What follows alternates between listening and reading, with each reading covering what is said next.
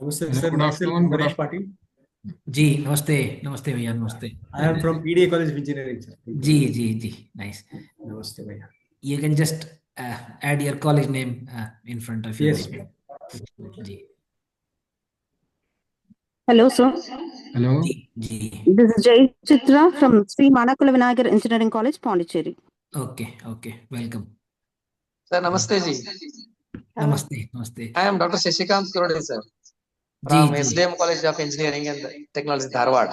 Yes yes yes welcome भैया Our principal sir is busy in the autonomy extension visit is there tomorrow. Okay He is there, and if required, I'll call him. Then he will join also there. Okay okay fine nice Thank you, thank you. ठीक Hello, sir. I am Varalakshmi from Varalakshman Reddy Institute of Technology and Management, Hyderabad, Telangana, sir. Okay okay nice nice Hello, good afternoon. I am Vishwanath Rao from Mar Basilis College of Engineering and Technology, Trivandrum. I also have our UHP coordinator, Dr. Ushra Kumari, teacher with me. जी जी जी welcome sir welcome Hello, sir. I'm Dr. Bobby W. Lyle from Sri Ram Swarup College of Engineering and Management, Lucknow. Lucknow Actually, Dr. Bhavesh ji has to join, but he is busy with some meeting. So I and Indu Prabha ma'am, has joined. Okay Dr. Okay Prabha Singh. Welcome sir welcome So, thank you. Nice, nice, nice. So I will request all those who are not speaking at the moment, so they may kindly keep their uh, call on the muted mode so that there is no echo or double sound. Good afternoon, sir. This is Dr. Tabassumara. जी जी good afternoon. Yeah, spoke from HKBK College of Engineering, Bangalore. Okay, nice. Our nice. another coordinator and principal would be joining shortly. Okay, nice. Sir, good afternoon. This is Roshan Chitranshi from United College, Prayagraj. Welcome. Good afternoon, sir.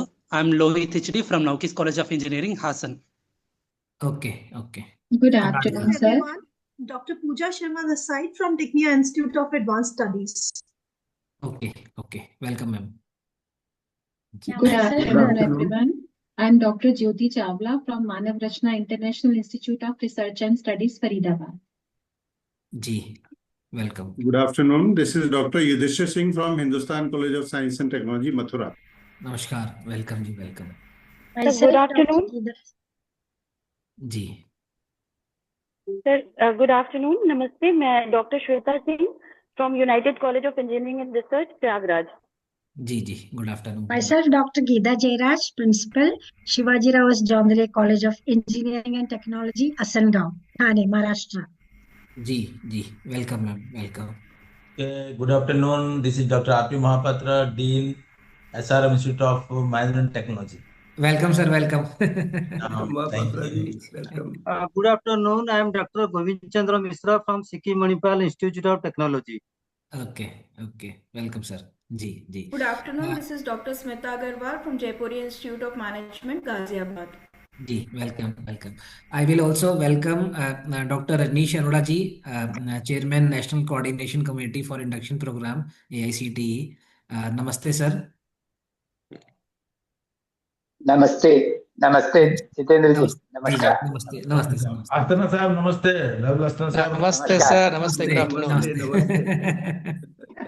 जी जी जी जी I would further like जी जी I would further like to welcome Professor H.D. Charan ji, Chairman National Committee for Universal Human Values, AICTE.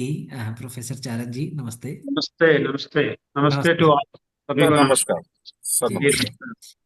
आप चाय P रहे हैं सर कॉफी पी रहे हैं मैं नीचे रखा देता हूँ कप को otherwise we have they will say we all will feel that you have invited a meeting and you are having tea and we are not having tea. tea from my side to everyone. Thank you, Charan sir.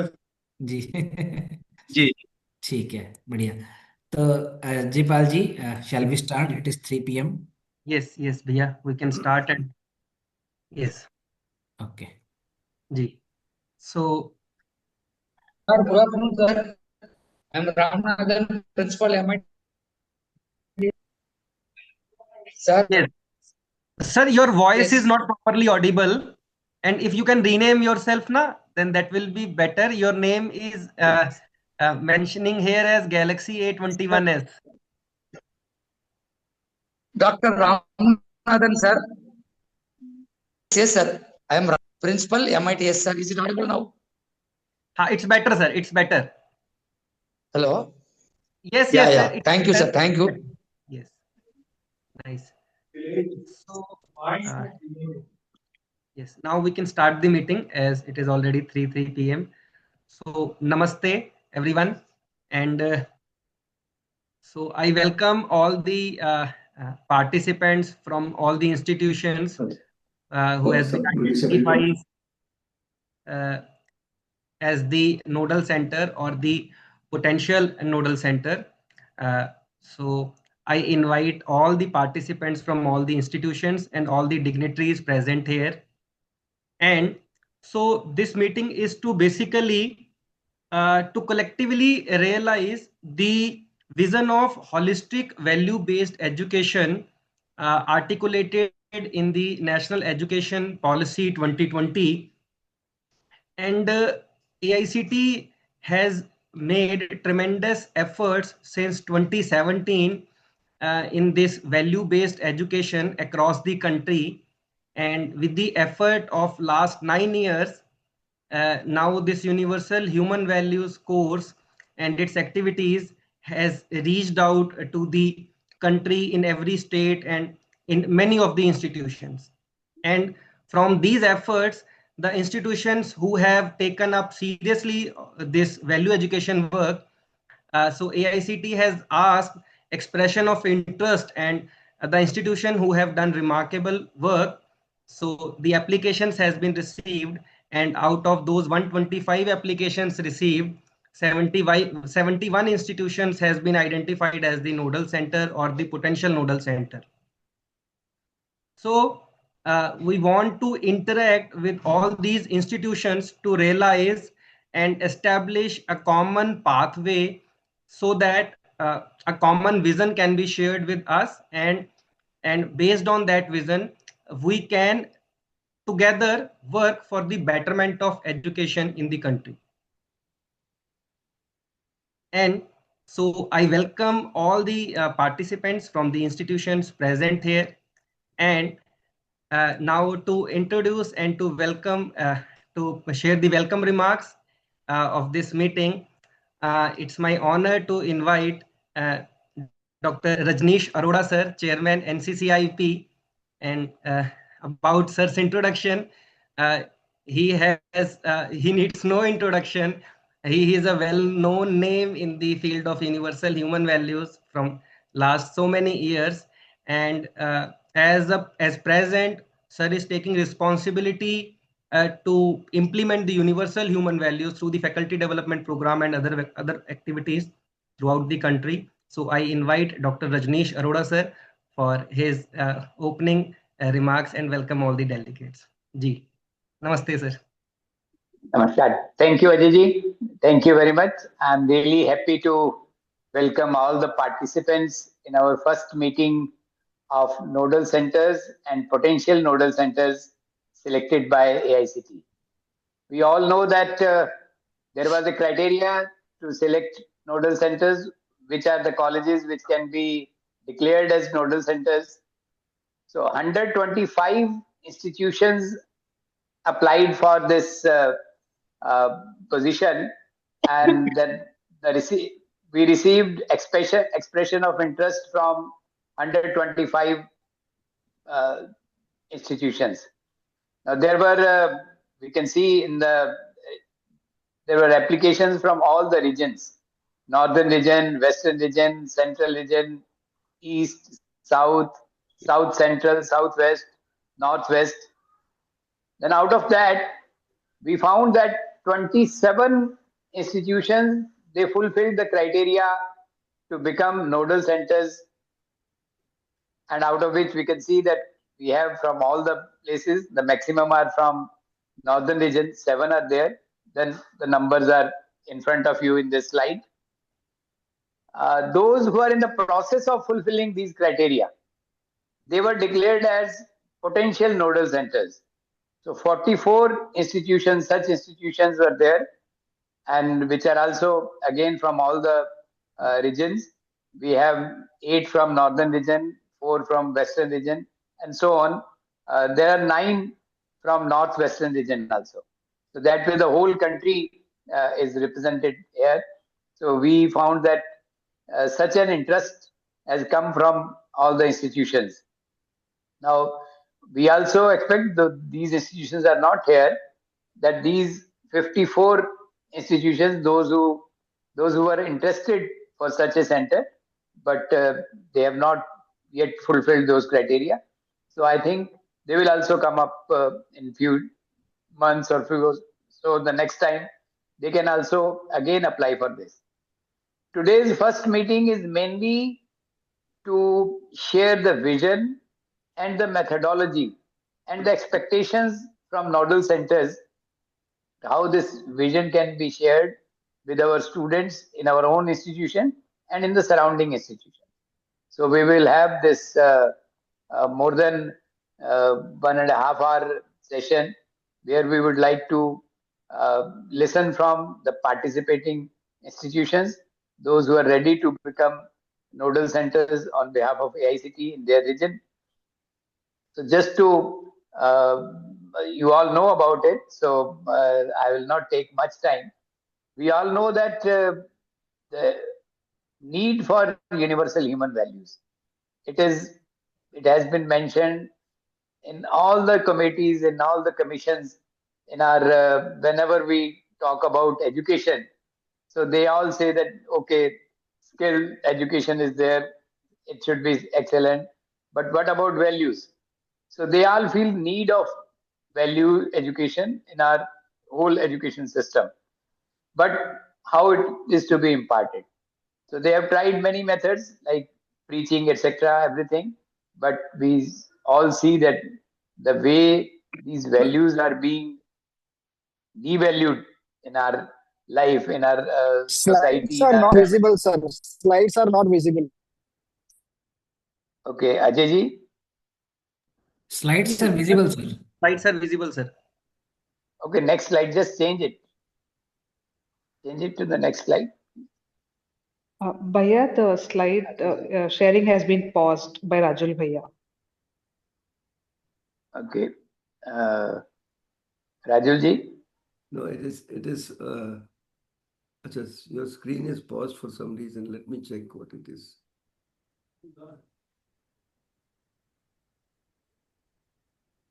Should I do it from this side? No, now is it showing?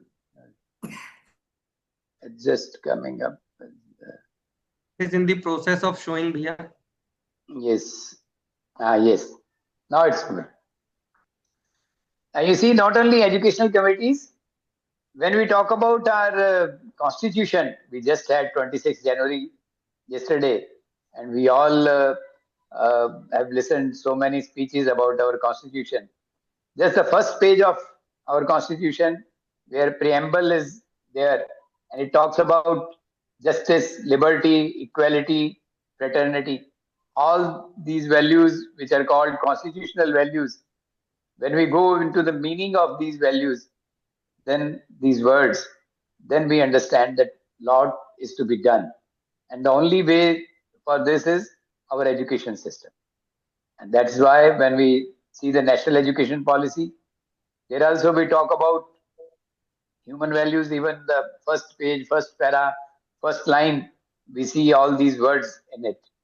And even in UGC documents, life skills, and then Mulya Pravaha, and we had a very good document from AICTE on universal human values, holistic value-based education. Not only at the national level, when we see the kind of narrative which is going on at international level also. There are talks about sustainable development goals by UNO, by UN agencies. So there are all the 17 goals. They also talk about the values in every human being. So these things have to be the core part of our education system. This activity, this effort of universal human values through AICTE is an effort for fulfilling all those aspirations which have already been mentioned in all our documents, in all our talks, etc. So today's meeting is about all these things can be shared with our nodal centers and potential nodal centers, those who are to implement the AICTE scheme of universal human values in their institution. You will be listening to different talks by those who are working for these activities. So I'm sure all of you will be here and you will be sharing your experiences also during this session. Thank you. Thank you for joining this session. Thank you very much. Ji. Thank you, sir, for your opening remarks and placement of universal human values in our society from different perspectives. Now I invite Shri Rajul Asthana, sir, Vice Chairman, National Committee for Universal Human Values at AICTE for Vision for Humane Education. Yeah, thank Namaste, you, sir. everybody. And let me welcome everyone again. I can see that there are 153 of us in this meeting. It's a very encouraging number. All of you have already been through much. So this is going to be sort of a repeat of what you have already heard. But for the sake of completion, we want to reiterate the vision for human education or vision for holistic and value-based education has been well documented in this AICTE document, and all of you have access to this document. We can see that holistic and value-based education can contribute to the fulfillment of our aspirations, in particular, the aspirations that are articulated in NEP, in the UN SDGs, in the Constitution of India, and so on. So what we feel is that it has these three major components. One is the education on understanding harmony, understanding values, understanding human values. So if we understand the harmony that exists, on the basis of that, we can decide our participation. And that participation is what is human value. So we are valuable in the family when we have the right feelings. We are valuable in the organization when we have the right feelings and the right skills.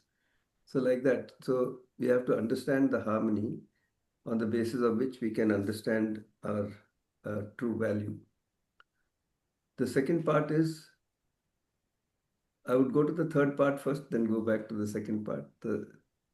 To live with those values, to live in harmony, we need the skills for living in harmony. So another important part of education is the skill part. So the first part, which is important, is the understanding part, understanding the value, understanding what to do as a human being. And the third part, which I put over here as third part, is the skills for living in harmony. These skills have to be nature-friendly and human-friendly for human fulfillment, for the kind of society that we aspire for. And the second part, that I put in the middle over here for a specific reason, but the second part is reinforcement and exemplification of living in harmony. So many efforts in the tradition have been made to live a fulfilling life, to have a society which is in the interest of the well-being of all. So the reinforcement and exemplification of these, giving these examples, having courses, examples, case studies, all of these are important. And in our country, this can be achieved through the Indian knowledge system and other traditional knowledge systems. So this is what we are talking about implementing. And we are working specifically on the universal human values part, which is the crucial part of this education. So there are a lot of details about holistic and value-based education over here. I'll read out some key parts of it. The foundation is understanding the existential reality, understanding the existence in its completeness, understanding the human being's role in this existence completely, and then living by it. So, based on understanding, we can identify what is our role in this whole existence, what is our role in our own family, what is our role in the society, what is our role in the nature. So like that, we can then, based on understanding all the levels that we live with, we can understand our role. And that role is our value in that specific part of our living. So with that, if we look at multidisciplinary education, it is giving education for the different values and skills required for living or leading a meaningful and fulfilling life in all the aspects of our living. So, holistic and value-based education has, I would say, a definite framework, and this has been well documented in this AICTE document. And it has these few guidelines, important guidelines, that it has to be universal. It has to be applicable equally to all human beings. It has to be rational, amenable to logical reasoning. The student should be able to ask questions, to reason out. The student should also be able to verify what is being discussed. On his or her own right, they should be able to verify it and come to those conclusions themselves. And when they live accordingly, it has to lead to harmony. It has to lead to fulfillment. It has to lead to happiness. So these are some of the guidelines for holistic value-based education. If our education is holistic and value-based, the common part of the students, you can say, takeaway from this would be these 6 common graduate attributes. These have also been placed in the AICTE document, that they would have a holistic vision of life. It will not be limited to being effective at workplace. It will also include being fulfilling for the family. It will also include being participative and fulfilling for the society, to be in harmony with nature. So all of those things are part of this holistic vision of life. And then all the other things follow from there, that the individual will be socially responsible, act in ways that benefit the society, they'll be environmentally responsible, they will have conduct which is ethical and humane, they'll be able to manage their health and hygiene, and they will have respect for excellence, have gratitude. In fact, if we look at ourselves also today, the knowledge that we have today is on account of the hundreds and thousands of years of background that our ancestors have made and passed it on to us. So this feeling of gratitude is at the base of the relationship. Now, this holistic value-based education can be implemented in 3 steps. Step 1 is value education, which means that we introduce the human values as a separate add-on to the existing curriculum. So at least the students get an idea about the harmony, about being able to evaluate the proposals on their own right, to be able to access their inner self, you can say, or their natural acceptance. So that is the first step, and which we have done quite a significant amount of work. More than 240 universities are experimenting or working on this and finding it quite fulfilling, quite effective. Many of them have done impact studies. So that is step 1. Step 2 is holistic value-based education, which is refining all the subjects to be value-based. So if we are working on technology, then our technology will be such that it is in line with nature. It is not depleting nature. It is in fact enriching nature. So all the subjects will be in line with the human values. And the third step, which is a natural outcome of step 1 and 2, is value-based living, living in harmony, living with definite human conduct. So that is the vision for holistic and value-based education. So I'll stop here. Nice. If there are any immediate questions, I can take them. If there is time, otherwise we'll go ahead. Thank you so much, Rajul sir, for this brief presentation. And so if there are any immediate question regarding this implementation of UHV in the institutions. Yeah.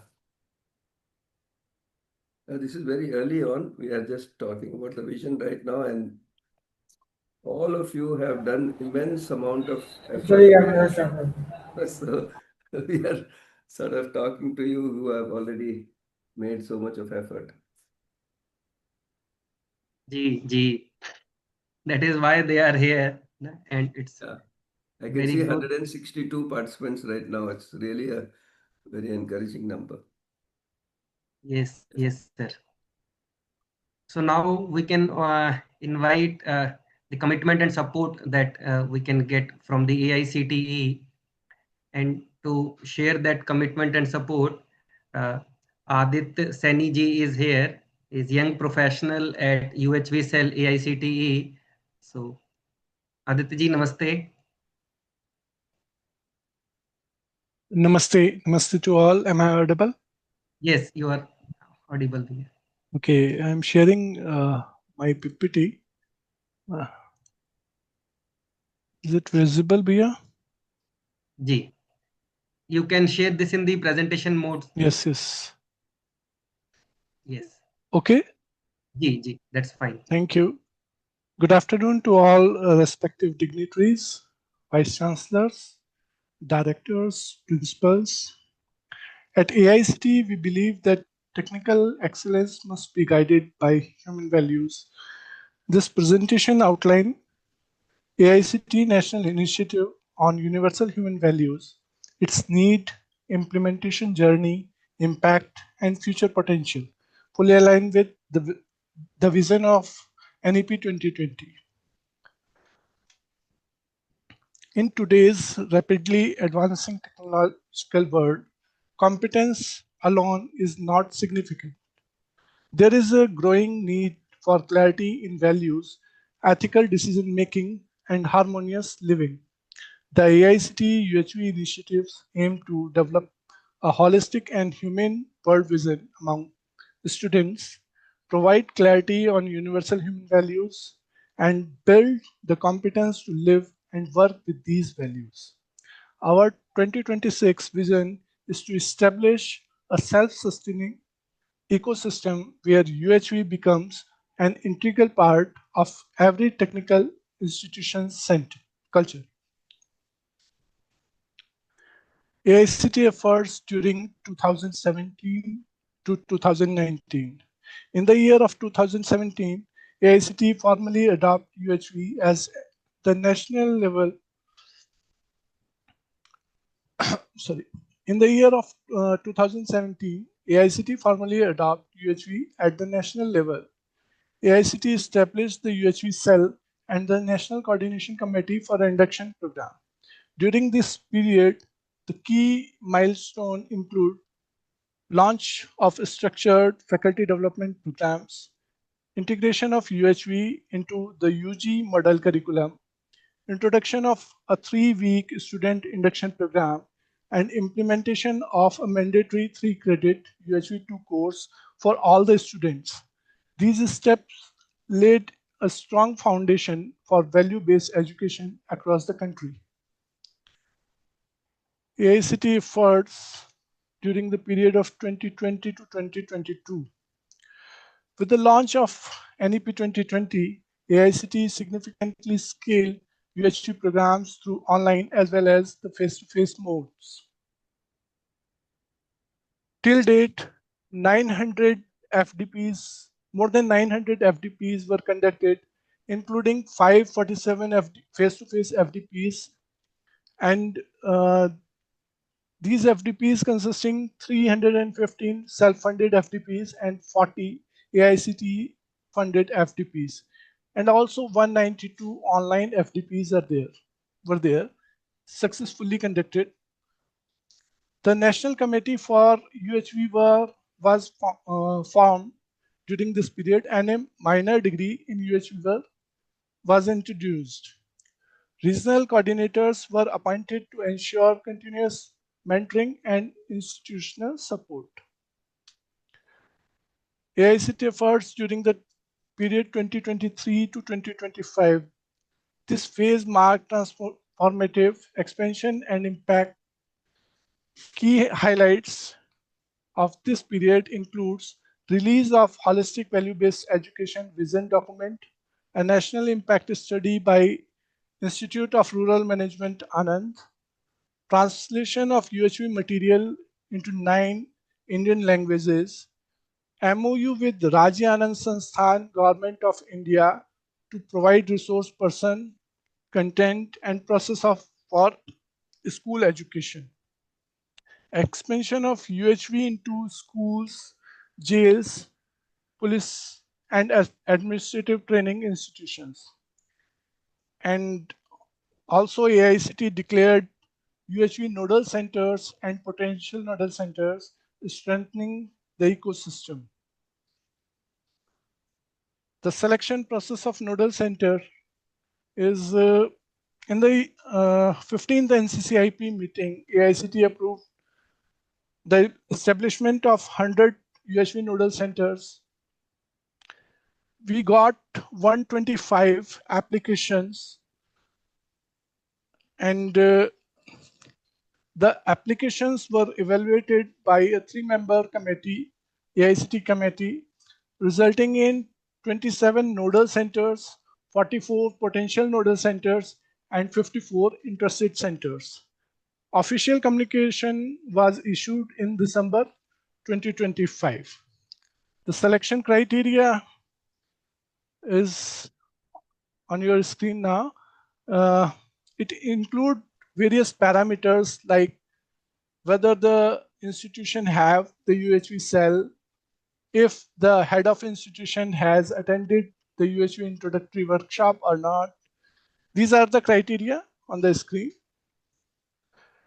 The state-wise distribution reflects the AICTE goal of pan-India outreach, ensuring regional balance and inclusivity. In conclusion, universal human values are not an add-on, but a foundation for sustainable and responsible technical education. AICTE remains committed to nurturing competent professionals who are also ethically grounded, socially responsible, and emotionally mature. Thank you. Thank you for your attention.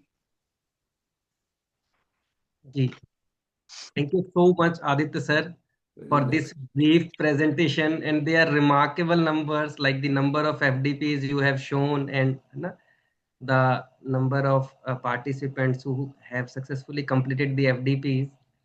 So this is a very remarkable number. And thank you also for showing the mechanism through which these centers has been identified. So based on what activities they have given marks. So thank you for presenting this. Thank you, Bia. Thank you. Now, as a nodal center and as a potential nodal centers, so what is the potential that a nodal center or a potential nodal center is possessing?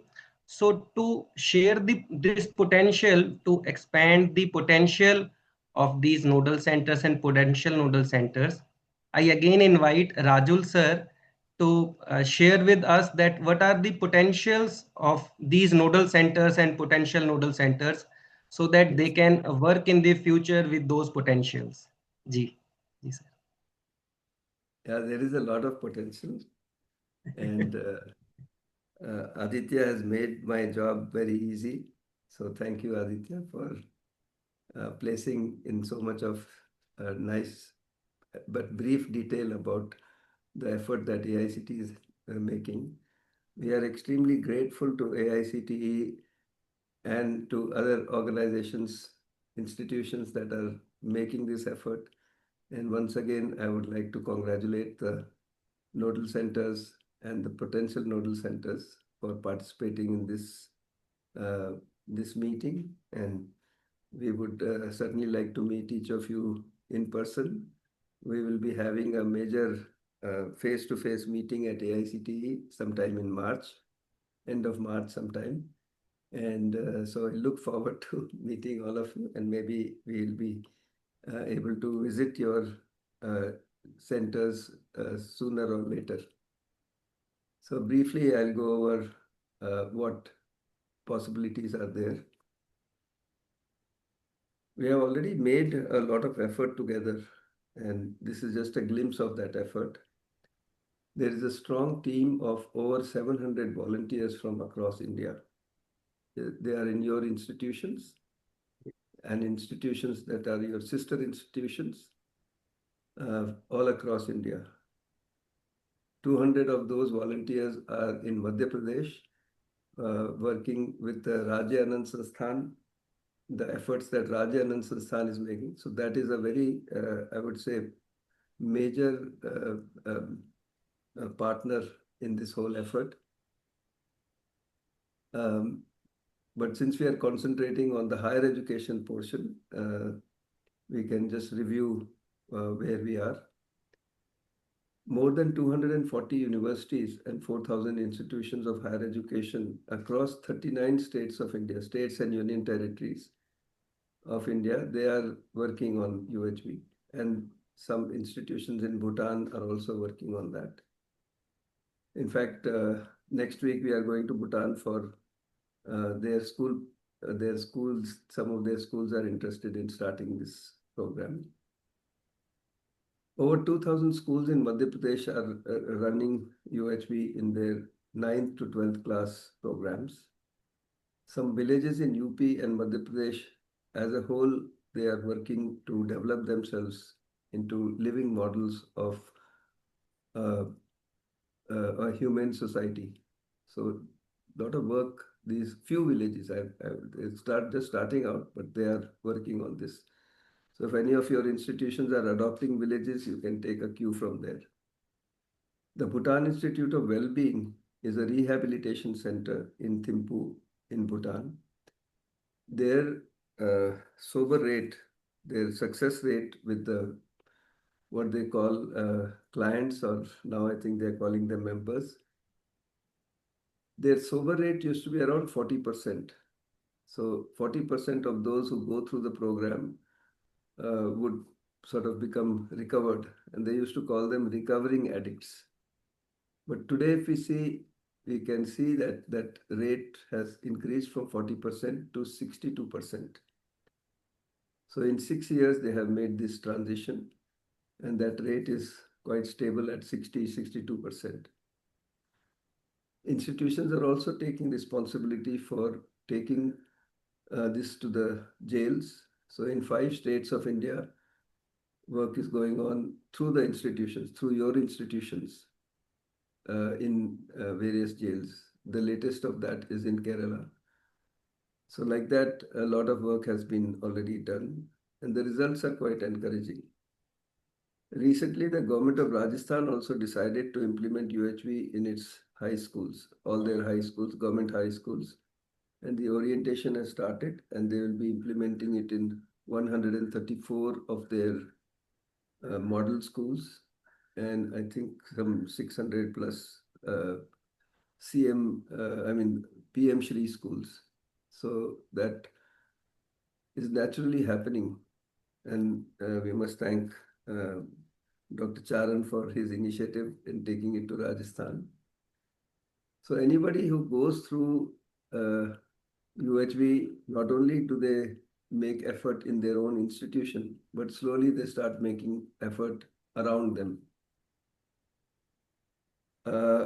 So all this work is happening, and in December 2025, AICTE recognized all your institutions, 71 institutions, as nodal centers and potential nodal centers. The idea is that while we have been able to, as a group of volunteers, make this happen along with AICTE and Rajanand Sansthan, we can go much further. We can reach out to the whole nation and maybe even to the whole world.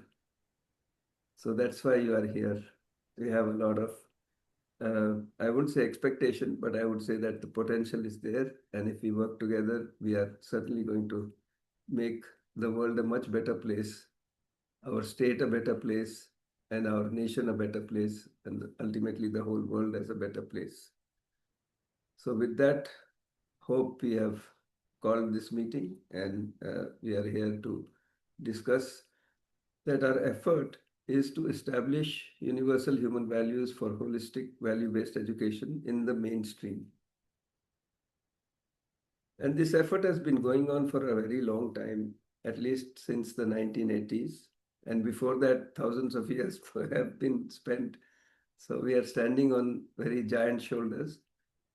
But from the time that I know about it in the 1980s, it started in IIT Delhi with Professor R.R. God and his colleagues. They started a small program. In 2005, it became a major effort at IIIT Hyderabad as a 2-semester course. Now see, 2 semesters, they're spending 2 semesters on this course. And by 2016, around 40 or more than 40 universities, including UP Technical University with around 540 colleges, Punjab Technical University, Bikaner Technical University, and many other universities, around 40 universities, they started experimenting with this. In 2017, when Professor Sahasrabuddhe was the chairman of AICTE, at that time, it reached the ears of AICTE, and they enabled this national reach. And I'm very grateful to Professor Sahasrabuddhe and the team there to have had the foresight to take it up at a national level.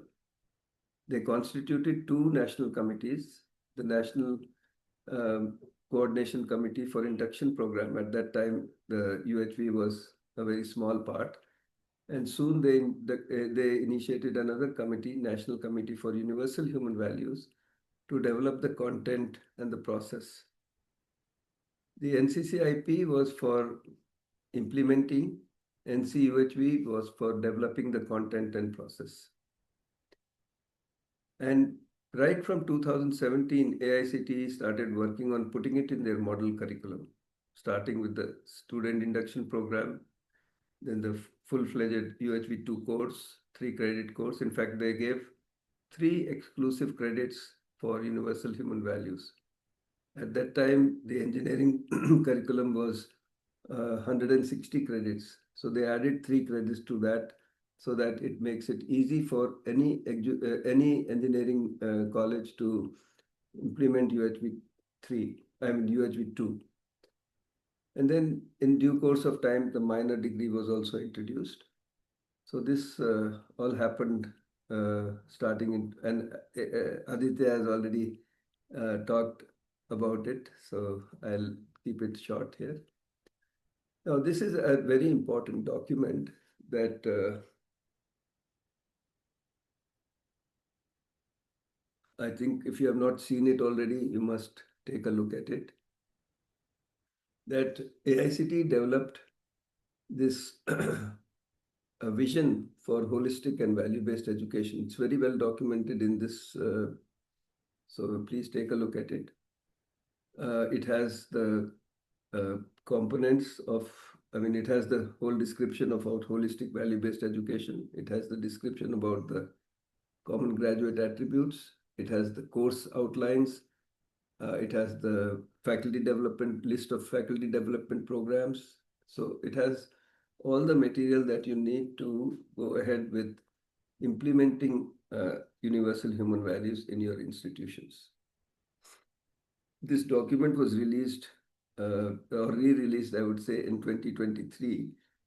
And the Honorable Minister of Education also took a look at it. He, in fact, took a look at it before 2023, but he had good comments about it. The Institute of Rural Management, they conducted a quantitative and longitudinal study of a large number of faculty, students, institutions. You can see the numbers here across 34 states and union territories of the nation. And they gave these findings that universal human values is effective. It helps to develop a holistic and humane vision of life. It helps in understanding the purpose of life, and it helps to shift from only materialistic goals to more meaningful life goals.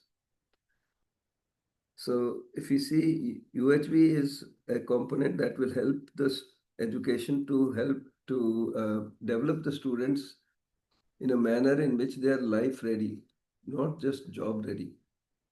So they have been able to see that it helps in enhanced academic performance, improved mental health, well-being, improved physical health, better collaboration and teamwork. This particularly came from their senior students and their people who are working on projects together, and later on through the alumni, and heightened environmental awareness. So all of these, this is an early study. In December 24, the steering committee of AICTE took a look at this report, took a look at the work that was happening in the AICTE, and they said these two important things. They said many things, but I think 8 or 9 points are there. But they advocate for extending UHV courses to all higher education institutions. And they heartily congratulated AICTE as the initiator and prototype developer. So AICTE played a very important role in making it such that it can be rolled out on a large scale. And the committee also agreed on the recommendation to extend the program to the kindergarten to 12 class level, and with particular focus on 9th grade to 12th grade. So these two are important observations by the steering committee. And that is why, I mean, we are here. So in December of last year, AICTE recognized your institutions, 71 nodal and potential nodal institutions. And what they wrote to you, you must have, of course, gone through this, that they consider this to be a task of national importance, and your institution stands out for its commitment and dedicated efforts in inculcating human values. So that's really nice. I think we should applaud all of you who are here. So let's give them a big hand. All of you deserve this. A lot of work you have already done, and many things can also be achieved in the near future and so forth. Big hands are really coming, sir. Big hands are really coming. What is that? I am saying big hands are really coming on the screen. Oh, yeah. Now I can see it. It's like nice. Yes. Yeah. So we can see Dr. Kamlesh and who else is there? AJAY, Kumar, Devesh. Everybody is applauding your efforts. Now, AICTE does expect that your institution will continue the momentum. So put further efforts to integrate UHV in your academic framework within your institution as credit courses. So this is number one. So strengthen your own institution. Develop your institution into a living model of holistic value-based education first, and then slowly it can go to a living model of the humane society. So that is one expectation. And the second expectation is that with the strength that you build within, you will also help institutions around you in your region, in your state, and slowly it can go to the whole world. So this is the two-line expectation from AICTE. So through your efforts, you can establish the universal human values part of it, and then slowly the other components in mainstream education. And there are 3 steps in this, which were outlined earlier. That first step is value education. Second one is holistic value-based education. And the third is value-based living. So with these 3 steps, we can reach to where we really want to reach as a society. Now, in specific, your progression as a institution, first one is to make your UHV cell proactive and make concentrated effort within the institution, strengthen your institution. With that strengthening, you can progress to a potential nodal center and then develop into a nodal center. And then you can go further into regional nodal center, national nodal center, global nodal center. All of those things are then quite possible. So the main work to be done, I'll briefly outline that as a university or educational institution, UHV cell, you have 2 roles. One is to develop the policy and the other is to implement that policy. Okay. Of course, the implementation has to be done at the teaching institution level and at the management level, or the policy level has to be done at the university side. So I've highlighted the basic things that need to be done, which you must already be doing. So the first part is the introduction to universal human values, UHV 1. And if you can add the holistic human health, that would be nice. So your student induction program can be quite rich with well-being and wellness, both things. The wellness of the mind and the well-being of the body. So you can work on those things during the student induction program. So as soon as students come in, they get oriented towards making effort for health as well as well-being. Immediately following UHV 1, if you introduce these 2 programs, the faculty mentoring program and the student buddy program, it would strengthen the inputs that you have given in the very beginning. So if you have when you are progressing towards a potential nodal center and then to a nodal center, this is very important that you have at least UHV 1, the faculty mentoring, and the UHV student buddy program implemented within the institution. So that is part of 1. The second part of 1 is the UHV 2 as a 3-credit course, as a mandatory 3-credit course with prepared teachers, of course. So these 2 things, the UHV 1 and UHV 2, are the very basic things that need to be done at every institution, and particularly at potential nodal centers and nodal centers. With that, you build the internal strength to go to the further steps. Further step could be to introduce the minor degree in universal human values. And I know that some of the institutions have done that, and they can then share their experience over 4 years. So whatever experience has been gathered so far, they can share that.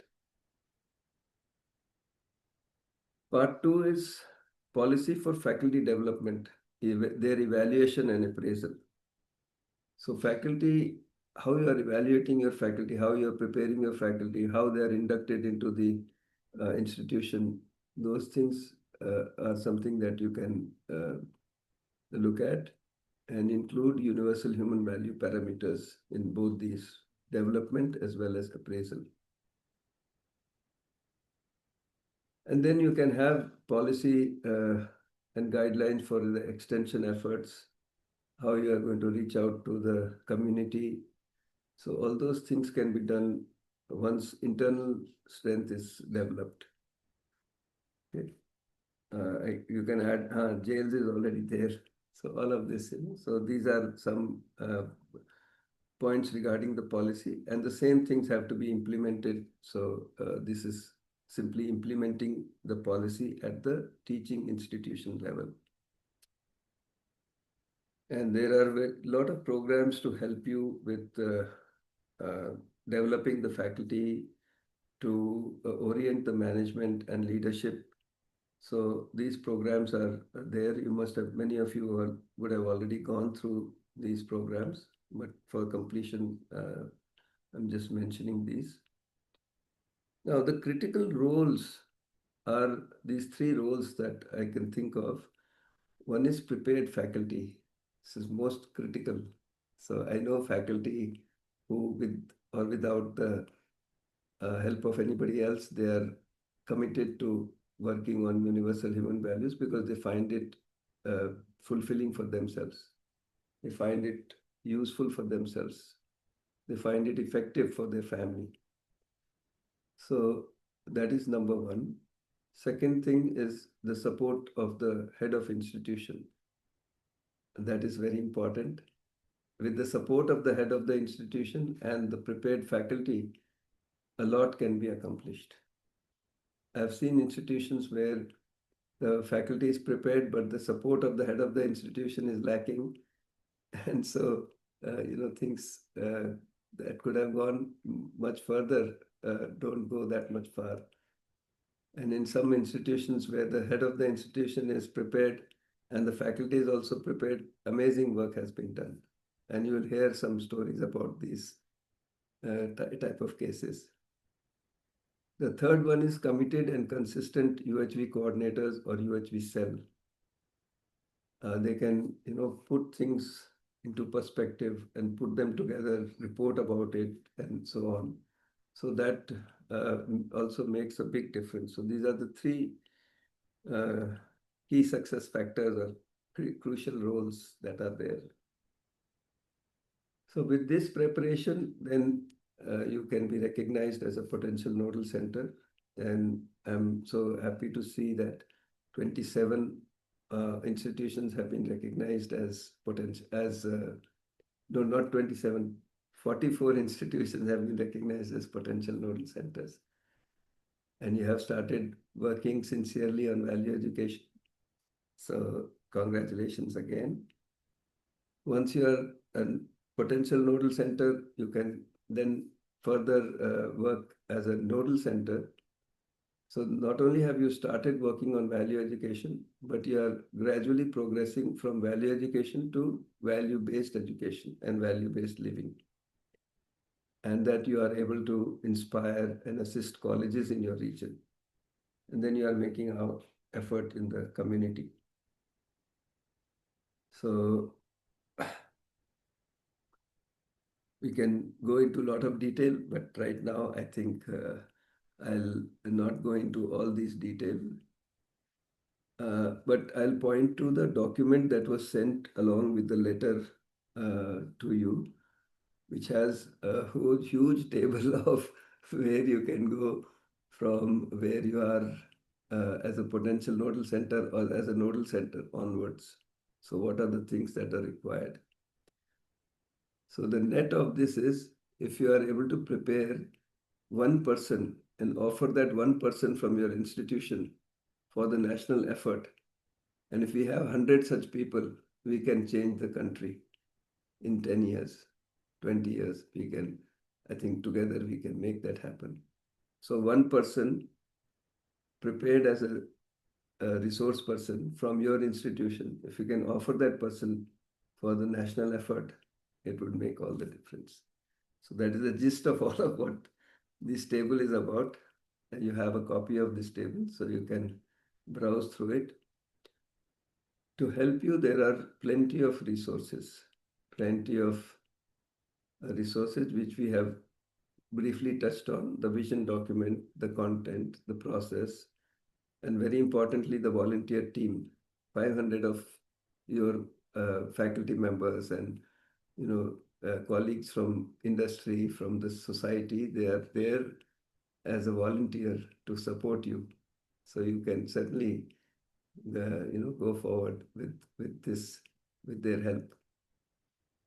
There is a lot of implementation experience. I already talked about that a little bit. And you have your sister institutions.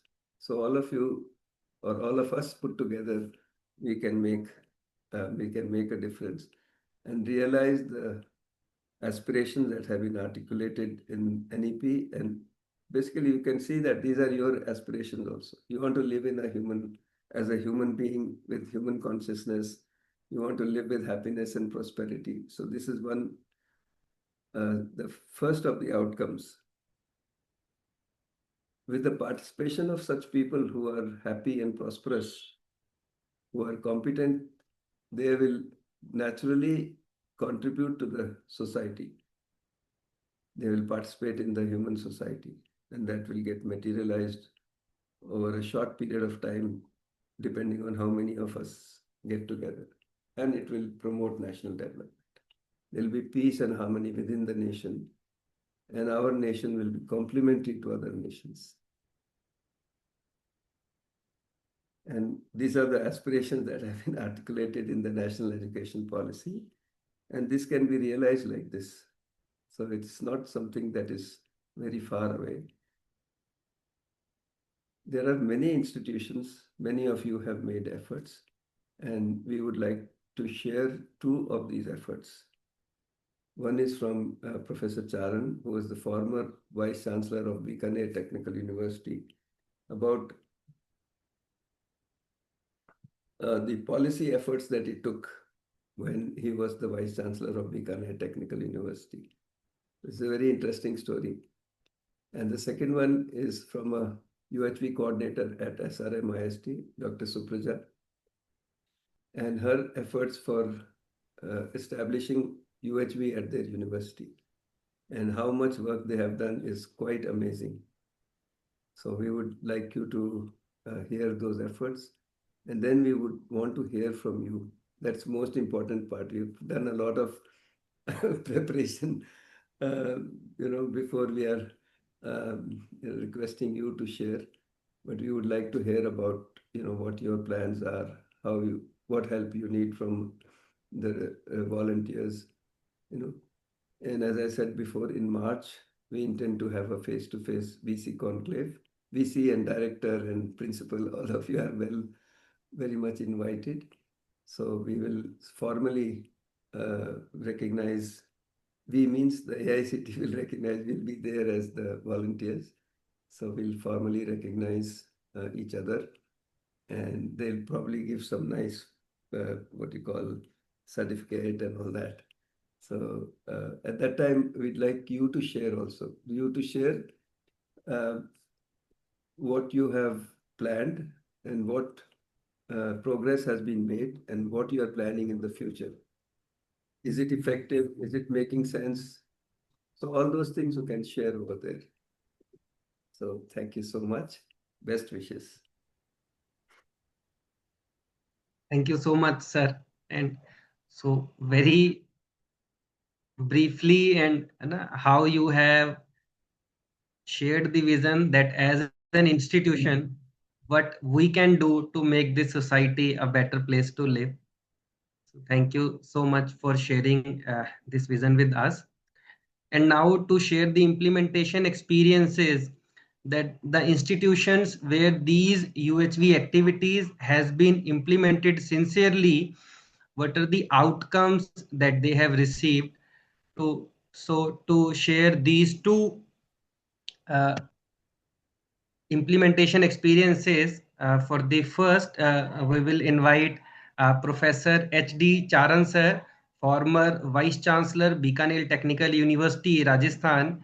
And in Sir's tenure, there is rapid implementation of UHV activities in the institutions and the affiliated institutions.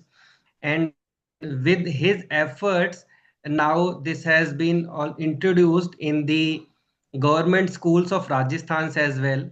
So 800 government schools are preparing to introduce this course to their students.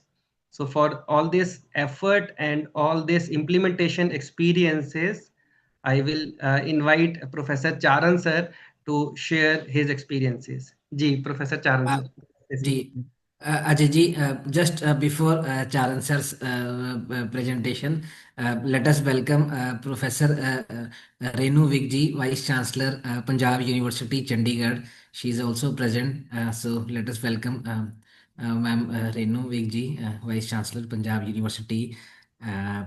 Punjab University, Chandigarh has also been recognized as a nodal center for Northwestern region. And under ma'am's leadership, Punjab University is also for last 3 to 4 years systematically trying to integrate UHV along with various courses. So welcome, Professor Renu Vig ji. Yeah, thank you. Thank you for your introduction and welcome note. Ji. Thank you, ma'am. Thank you so much. Welcome, ma'am. Welcome. Ji. Thank you. Ji, sir. Charan sir, you may kindly continue. Ji. Namaste to each and everyone. I welcome you all on behalf of the National Committee on Universal Human Values. I'll just share experience. Of course, there are a lot of experience, but I'll just share the experience which is relevant at this time for this purpose. I was the first Vice Chancellor of a affiliating technical university in Rajasthan, government university. Here there was one constituent college which was a part of the institute, and there was 70 other colleges that were the affiliated colleges.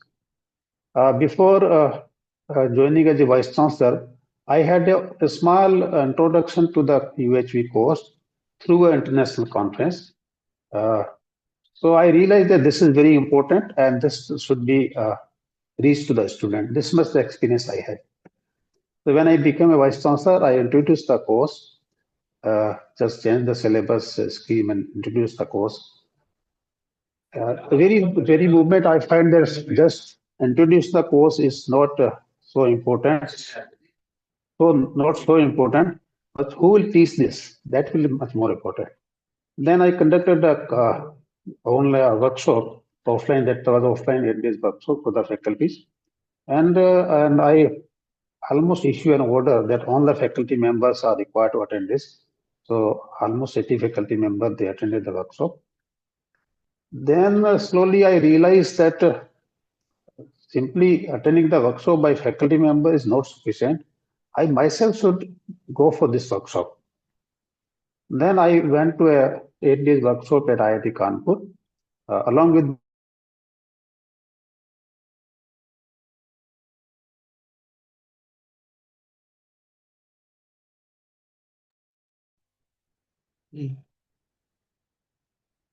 I think, sir,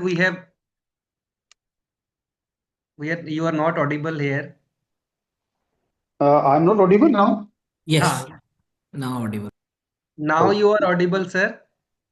Okay. For last 30 seconds you was not, but now you are audible. Yes. Okay. So after going through workshop at IIT Kanpur, me and along with my Dean Director, I find eye-opening that there's a lot to learn still. Otherwise, before that, I was thinking that I am knowing each and everything. I need not to learn anything. Teachers are supposed to learn because they are required to teach, and it should go to students. So that was the eye-opening. So with that, I decided to conduct a workshop for the principals of all the colleges. The principal has gone through the workshop. Then some of the owners of the promoter of the institute also had the workshop, one-day workshop. So that is what we have done. And within 2 years, less than 2 years, I'm letting you know the effect. So once the higher authority from Dean Director, including myself, Vice Chancellor, once we understand the concept, its depth, its importance, then the implementation has become very quick, easier and smooth. So basic course, then advanced courses, that all were implemented at the university level. And once the faculty members, they understand the concept of UHV, then it became very effective. And that was the real implementation. Once faculty understand, that become a real implementation without any resistance. It's with right understanding and effective implementation to the students.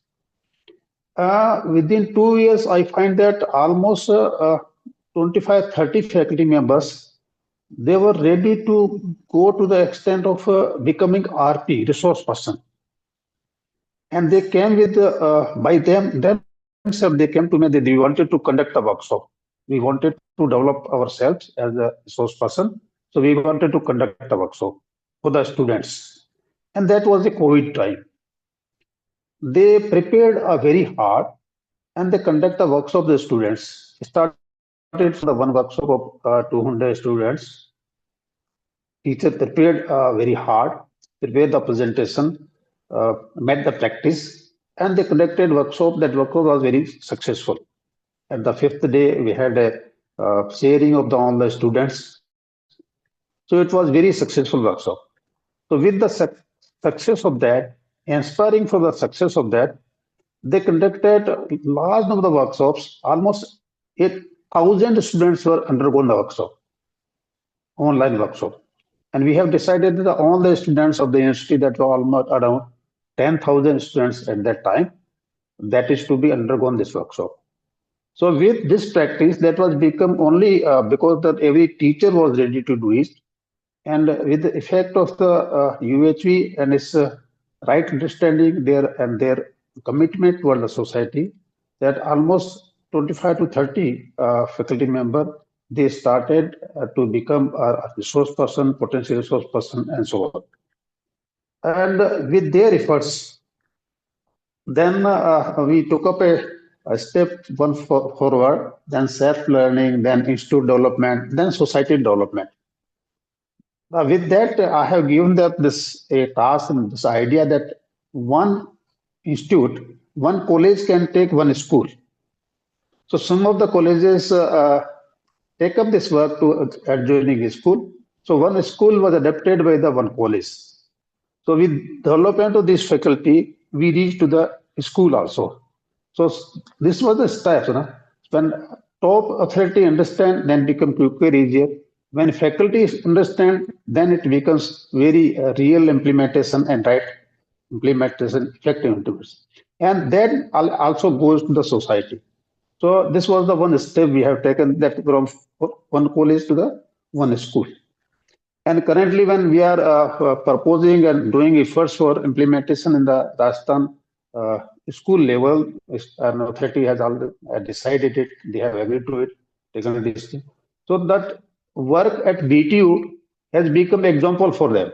Whenever we go there, we talk to them that BTU had this, Bikaner Technical University has already did this work last time. So that become very effective example for them, and they were very ready to adapt it. And that was the reason that Rajasthan school level has also taken it up. So with these two, that top level authorities understand and the corresponding faculty understand, then each and everything becomes easier and everything can be adapted from the school to the college, to the university, and then to the society and so on. So this is all from my side. Thank you very much. And in addition to that, after retirement, the effect of this UHV and its importance that I'm still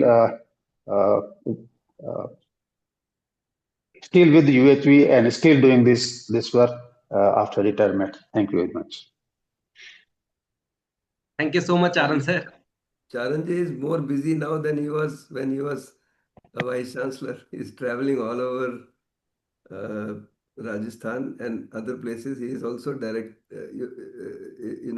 in an institution at Bhopal, So he is very, very busy even now. I am proposing on my colleagues that it is a full-time work, whole life work one can do. Yes. And it makes a difference, no? The head of the institution, if they are able to see the value, they are able to see that, this really works, then it makes a whole lot of difference. So we can see that Professor Sahasrabudhe, Dr. Rajneesh Arora, Dashot Pema Thinle, yourself, so all of you are heads of the institution, very senior people. Dashot Thinle was the Vice Chancellor of the Royal University of Bhutan and the Education Secretary before that. So like that, if the head of the institution has been through an orientation, they've been through the conference or they've been through the workshop, it makes all the difference. And the work that is going on in Bhutan, for example, is on account of Her Majesty, the Queen Mother of Bhutan, taking interest. She asked us to run 3-day workshop for her and her colleagues. So we ran a 3-day workshop specially for her. So when the head of the institution is leading the institution with this orientation, then it does make a lot of difference. So whether it is a family or whether it is an institution or whether it is a country, state, it is something that will make a huge difference. So our future policy makers, our future heads of state and vice chancellors and all, they are in your classrooms today. So if we make the effort, it will certainly make all the difference. So thank you, Charan sir, for sharing your very valuable insights. Yeah. Thank you so much, Charan sir and Rajul sir. And as all the names that you have mentioned, all the head of the institutions first asked to run this course for themselves. And once they will understand its importance, then they have placed this course in their institutions for their faculties and through the faculties to the students. So to continue this implementation experiences, we have with us Dr. Supraja, University Coordinator from SRMIST Chennai, and she is the University Coordinator of the institution. And with her efforts from last 2 to 3 years, there is rapid implementation of UHV activities in the SRMIST and their sister institutions. Around 50,000 students are there, and now more than 1,000 faculties are there who have gone through this UHV introductory, and many faculties have gone through the advanced courses of universal human values. So to listen to the sharing experiences and implementation experiences of UHV, I invite Dr. Supraja ma'am here. Namaste, Supraja ma'am. Namaste, Vaya. Namaste to all. So, Vaya, is my voice clear and the presentation is viewable? Ji, Didi. Ji, thank you, Vaya. So, namaste to all the leaders, policy makers, coordinators of various universities across the nation gathered here. So I am Supraja, leading as a university coordinator representing our SRM. So in the same platform, I have my Dean Sir from Ghaziabad, Dean Ma'am, Dean Sir from NCR, and my own faculty colleague Satyanarayanan Sir. All are here. I am just representing. So to begin with, the need is very acute. If you see, I will share the journey of SRM, which just started through my own experience.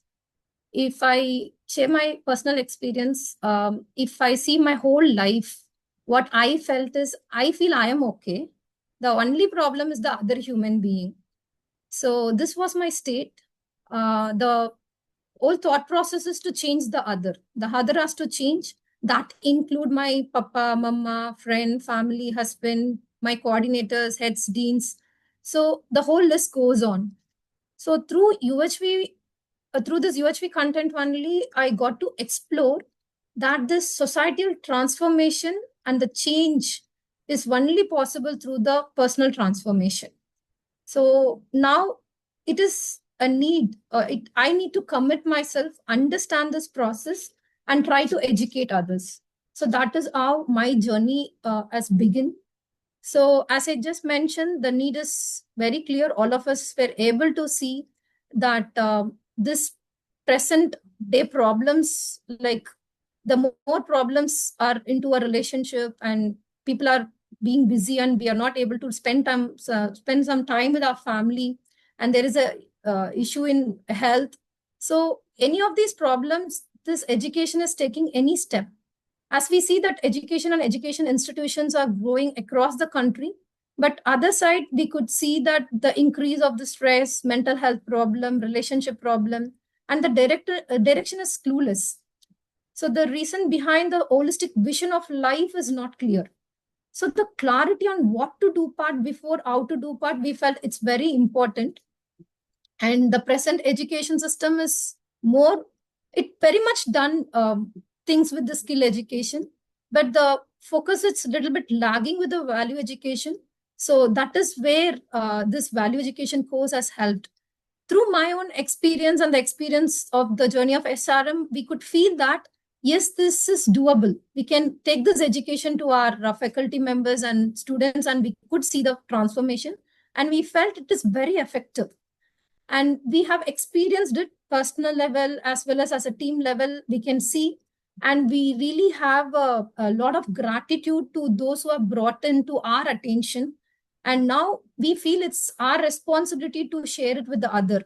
So that is why I immediately accept to share our learning experience. So thanks for giving us this opportunity to share. And so with this motto, this is a motto of SRM, that well-being for all at the level of individual, family, society, and nature, we propose this objective.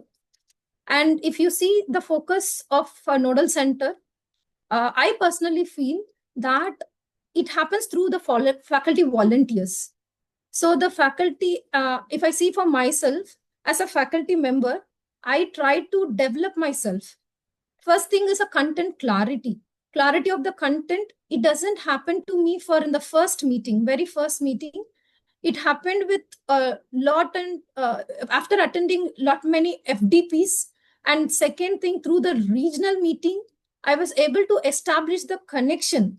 I was able to establish the connection for getting this content clarity. Different meetings are there for us where they helped us to get into this content. And second, through this regional meetings, I were able to connect with the content, have a connection with different people. And third, through this regional meeting, I were able to see this national-wide activity. What is happening? What are the different volunteers are doing? Through that, we got to know many information where these FDPs are happening. So I myself attended 1 or 2 FDPs in the personal level. And then I felt it is really important. Now it's a time to discuss with our higher-ups. So the university-wide things needs to be formalized. So lot of discussions are made with the leaders and the policymakers in different rounds. It's just not happened in 1 or 2 times. More than 20, 30 times meeting our dean sir, having a meeting with our vice chancellor sir, registrar sir. So they felt at one point that I'm not only asking them to do, but they felt somewhere the team is responsible, that faculty team is enough to initiate this process. So they appointed coordinators, co-coordinators of this UHV program, and they started supporting. We constitute this value education cell, which has been headed by our Honorable Vice Chancellor Sir and Registrar Pro VC Deans. And policies has been implemented to include this UHV as a course in a various discipline. And if you are to mention here, it is given A&T medical, and a lot of support in terms of organizing this FDP has started. And now it is important, as I mentioned, the self-development is more important, that we need to bring in the faculty members. So preparing the faculty is the very first step. We had it in our mind. So basically, as a CSE teacher, I took at least 4 years to teach the CSE subject to my student. So faculty need to study. So that basic study is what I mentioned earlier, the regional meeting, and to develop this content clarity and connection, it is all important. So at least I personally felt right from my journey, I can see it required for me this 4 years to develop this content clarity. So we started, so just by sending mails, I don't think that faculty can understand what is this all course about. So that is where we started with the awareness program. Every department, we started this awareness program. And through this awareness program, we started our experience, what is happening in our own life, how we were feeling comfortable than before. Through that awareness, it was, the faculty started coming up. So once faculty, it started the expansion. When I say the expansion, it started only with the engineering, and we started this awareness with all the disciplines as well. So once this faculty has been reached, once they started attending these courses, we could see it is our duty to bring in a lot of FDPs to the faculty members. So we started our FDP introductory UHV1, UHV2, and it's a continuous process. It doesn't happen with one FDP. So faculty want to refresh this course before they get into a student transfer, get into the subject to take a class for the students. They felt it is important for themselves to prepare this course. So after a few rounds of FDP, they personally felt it is helping them. This process of exploration is happening within them, and the feeling of relationship, that connection is happening with the student. So through this clarity, they felt we can take it to the students, and the transformation will naturally happen. So personally, what my faculty felt is, through our transformation, we can transform the students. So that is why more number of faculty development program we started conducting. So almost 50 awareness programs, and yesterday only we completed our 25th FDP. So that FDP includes introductory level to higher levels. Also our senior management members like deans and directors also attended the basic introductory course as well as the UHV2 course. As I mentioned early, these continuous faculty development is also happening with the weekly meeting, and also with the coordinators meeting within the campus. And we are also encouraging them to participate in different national level and international, national level and regional level activities. Say, for example, that regional level FDPs we are coordinating, and also international conference has been hosted by SRM, Katangalatur and Ghaziabad campus. So this is how we are taking our faculty members as a volunteers. And then this, we could see that impact in our faculty members, those who are in the process, they were able to share that their teaching has got the shift. More not like directional, it is becoming more dialogue. And there is a shift from completion of the syllabus to student connect is becoming more like personal connect. And there is an improve in the relationship. And there was a lot of complaints before, like too much of work. Now they themselves can see the clarity that this institutional work, how they can handle it in a better way. And also in the research part, that ethical reflections are coming in, like I have to do the ethical research work. And some of the family impact but the faculty members could able to share is they started better communicating with the family meetings are happening, and the conflicts in the family got reduced. And this listening part has started, because before it was one way of communication, the other should listen. So these things are notable impacts which has been reflected by our family members, and all these we were documenting to give it as impact. We are coming up with a book of impacts, what is going through by our own faculty members. And these are some of the case narratives by my faculty members. I just take up only one. So one of our faculty members has mentioned, senior faculty members has mentioned, who have completed this UHV2. Early, the discipline in the class was maintained by the strictness and the fear of marks. The mark is in my hand, attendance is in my hand, I can do anything. So she said after UHV, she consciously shifted to listening first. Whenever the student is missing the class, instead of warning, she invited them for a conversation. And then she was able to understand that what kind of emotional exhaustion they are going through. And she given a simple guidance. And in this process, the natural outcome is the students started attending the class. So with the opposition, we cannot establish this connection with the student. So that is what she expressed in one of the sharing. So like that, so many stories are there, but considering the time, I'm just quickly taking it to the next part. So many faculty members who have attended this workshop has felt that it has a greater potential for societal development. And I said early, it has been taken to our senior members. So all our management, deans and directors attended the program. Almost 70 plus higher ups has participated in this program, who felt this program is really important. And some of the impact we could see in the management level, the HODs and higher ups started encouraging the faculty member to attend the UHV workshop. As I said, yesterday only we completed our 25th FDP. We could see that 86 faculty members attended. It is all because of the encouragement of the higher ups and from control to the clarity. So the leadership conversations increasing moved from enforcement to understanding, and the management people started trusting their faculty members and reduced reactive management. So most of the time they were very busy in addressing the conflicts. So even though now the conflicts are there, instead of being more authoritative, they are trying to making it as a more dialogue and understanding what is the problem and how we can resolve without creating any bias. And support for value-based initiative, no doubt, lot of, as I said, 25 FDP is not because of one person, it is because of the whole lot of support from the management. So they have given a space for a counseling, mentoring, and all the well-being programs. And the human-centric governance, specifically in the academic and administrative decisions, now we can see the conscious shift, not only forcing some rules, it's more considering this faculty and student well-being, and there is a discussions, open discussions with faculty members to bring a long-time impact. And again, there is some of the stories shared by our higher-ups. I just take it up one. The dean was required to improve the department academic activity within the short span. The immediate option is to tight monitor and impose the frequent review.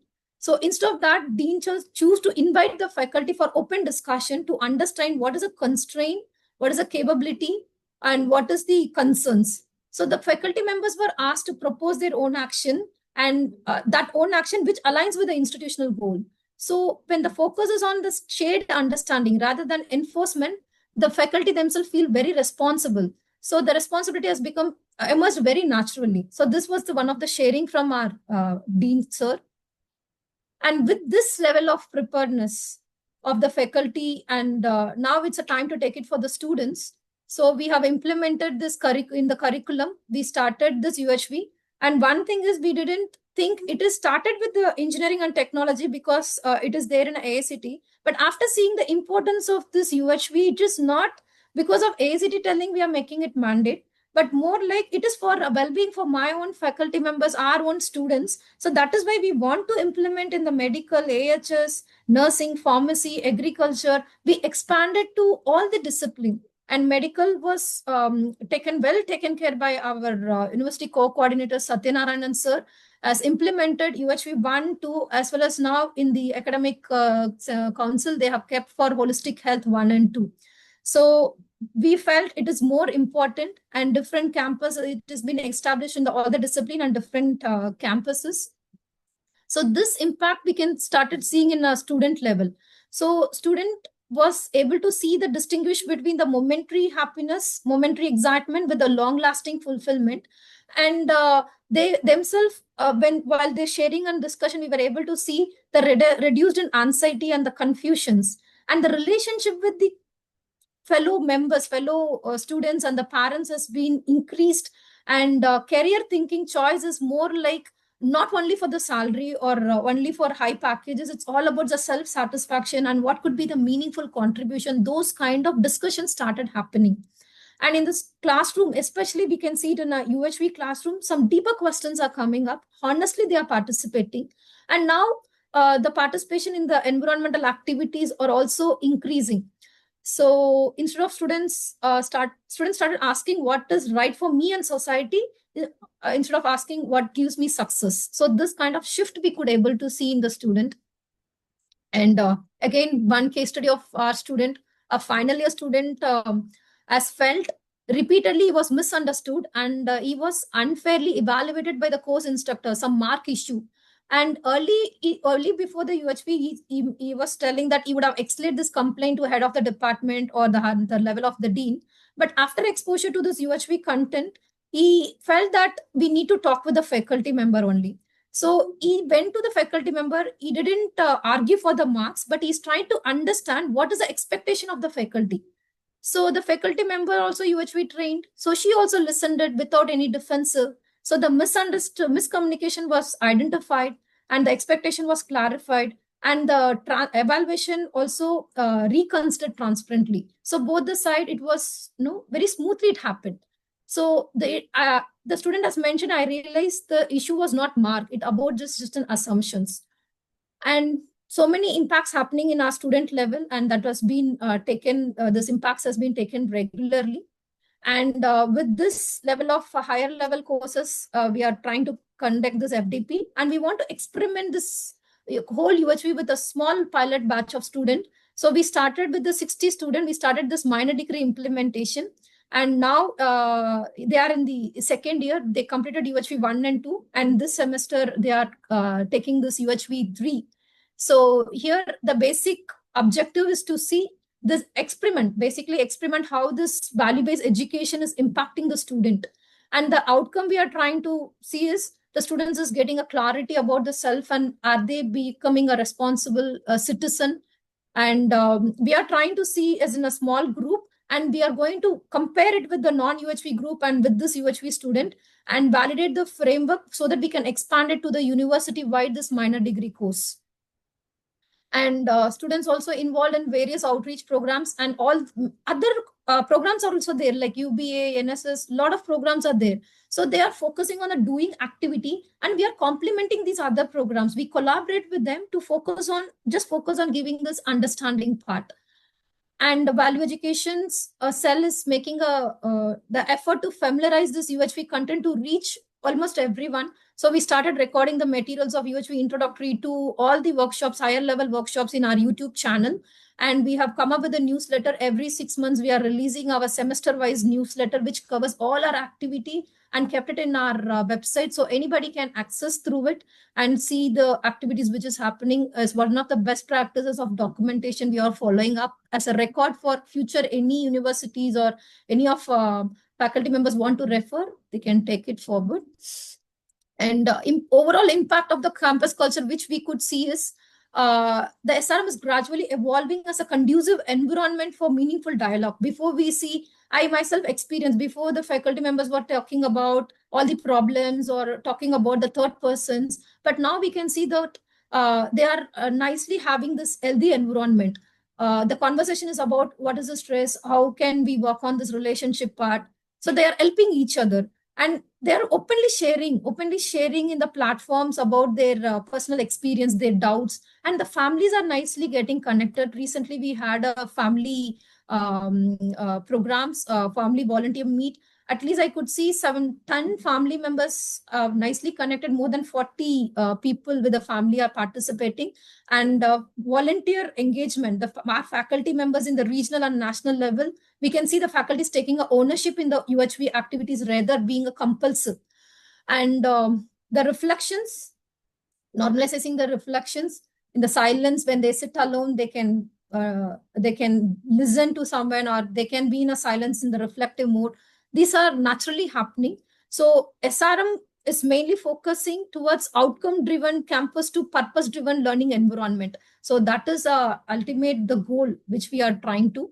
So a lot of plans and actions are there to right from have started this value education. Through this value-based education, we are trying to bring in everybody's living.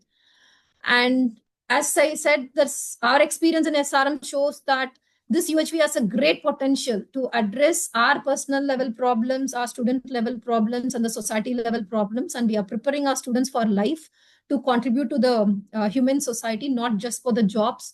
So we have really made a good progress, and we'll be keep developing. So with more such institution participating, we can able to help each other to realize the full potential. So We are coordinating with other universities, extending our support, and we want to reach this content to every single human being. So recently, we also collaborated with Bhutan, and SRM is committed to not change what we teach, but it has deepened the transformation, how we think, how we relate, and how we educate. So thank you so much for the opportunity provided. Namaste to all. And you are willing to help the other institutions over here, isn't it? Ji Bhaiya, anytime. Yeah, at least by sharing your experience, sharing your content process, you know, how you went through it. So it will be very helpful for institutions that need that guidance, need that support. That can be done. No? Yeah, nice. Thank you so much. Thank you, everyone. Thank you, Supraja ma'am, for this presentation on implementation of UHV at SRM and their sister institutions. And now this forum is open for the discussion. So all the speakers are present here and all the participants are also here. So what are your observations? What are your takeaways from this presentation? What are your expectations from the AICTE regarding the support for becoming the nodal center from the potential nodal center, or the way forward? So this forum is open for the discussions and for the question and answers if there are any. So we want to listen from the institutions. So yes, we can unmute ourselves and we can share our views one by one.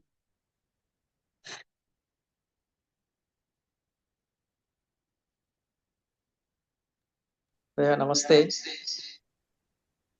Ji, namaste. Namaste, Shashikant ji. Yes.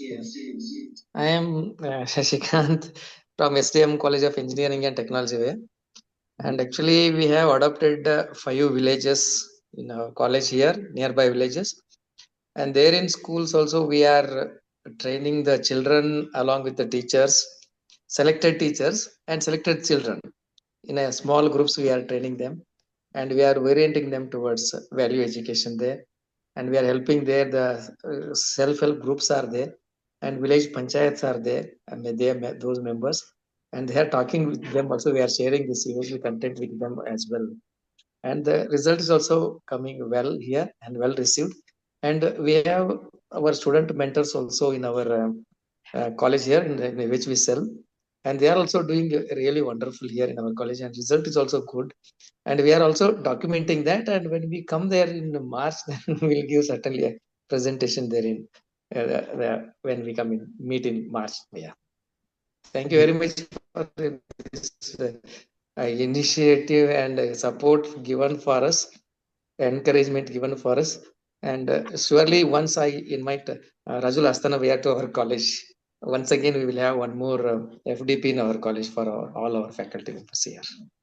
Thank you for the opportunity. Thank you. You're welcome. Your experience, we would certainly like to hear more about what you're doing with the schools. And yes, surely. Actually, the response is good from the children also there. And whenever we go there, really they come very smiling with to approach us. Nice. And there is no fear and no hesitation to come to us. Very nice. This is the good result. And that is what makes our students here. They have become student mentors now. I take them with me. Then they approach our student mentors very fast.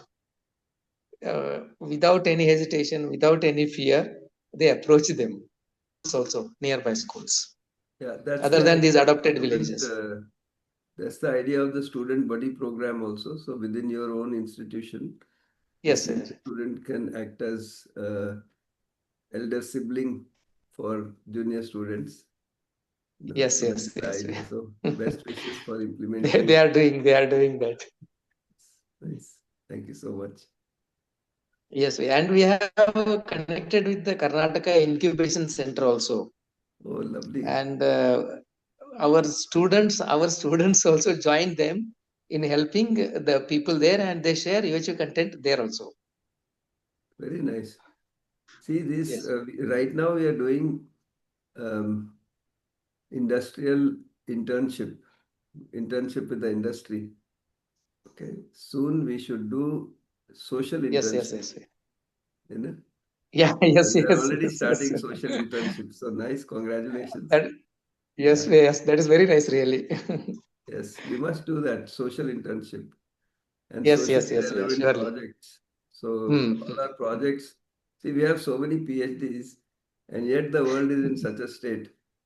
So we should have PhDs Yes, true, to yeah. help the world to become a better place, isn't it? So all our efforts, if we are able to,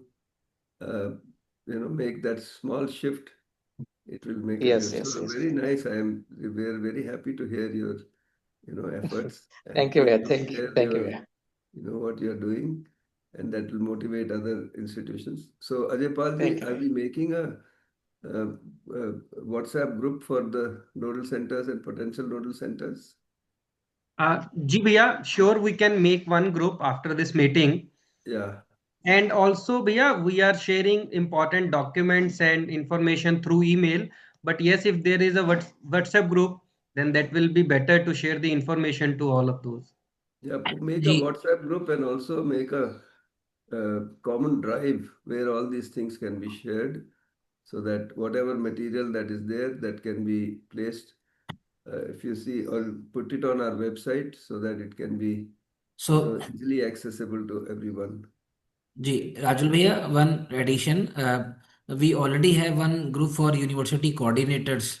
Yes. So it will be a good idea, I think, to add all these centers into that group. Yes. And then very good idea. Ji, so instead of the presentations of what individual institutions are doing, you must record them and put them on the YouTube channel so that they can be accessed. Very nice, Shashikant ji. Thank you, bhaiya. Yes, thank Yes, you. bhaiya. Thank you, bhaiya. Yeah. Namaste, bhaiya. Namaste.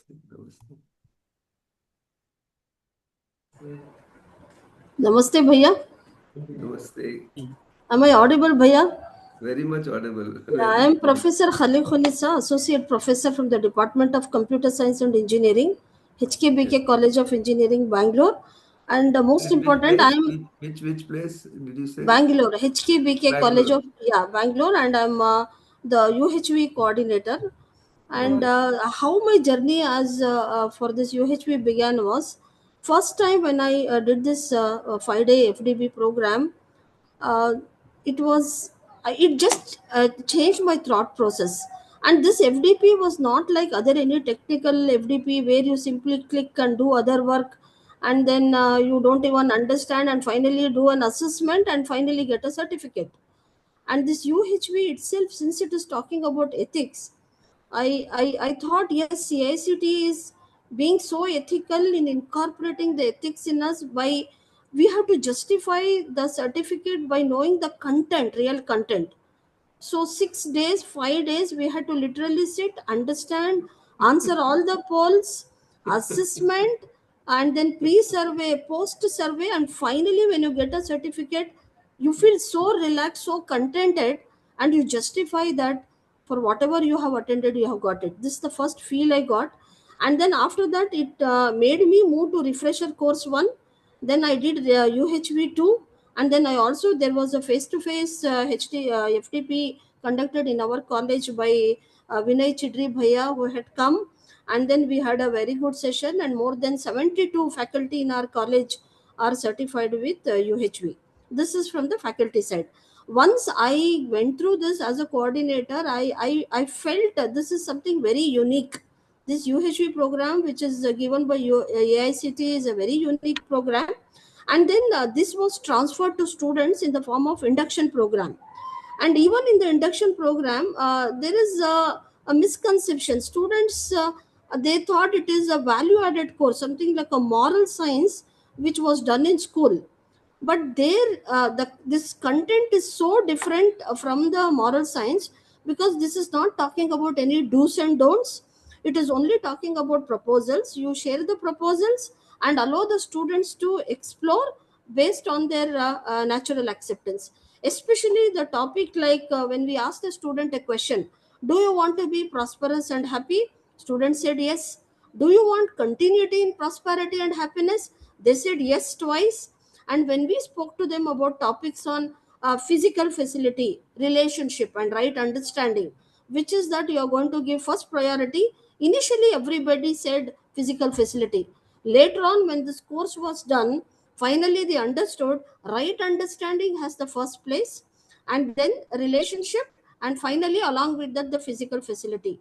And at the end of the induction program, when we conducted an impact analysis for all these freshers, they felt yes, this is not a course which we did in school and college, this is something beyond that. And then we went on to introduce this UHV2 as a 1 credit course for the 4th semester students for all the branches of engineering.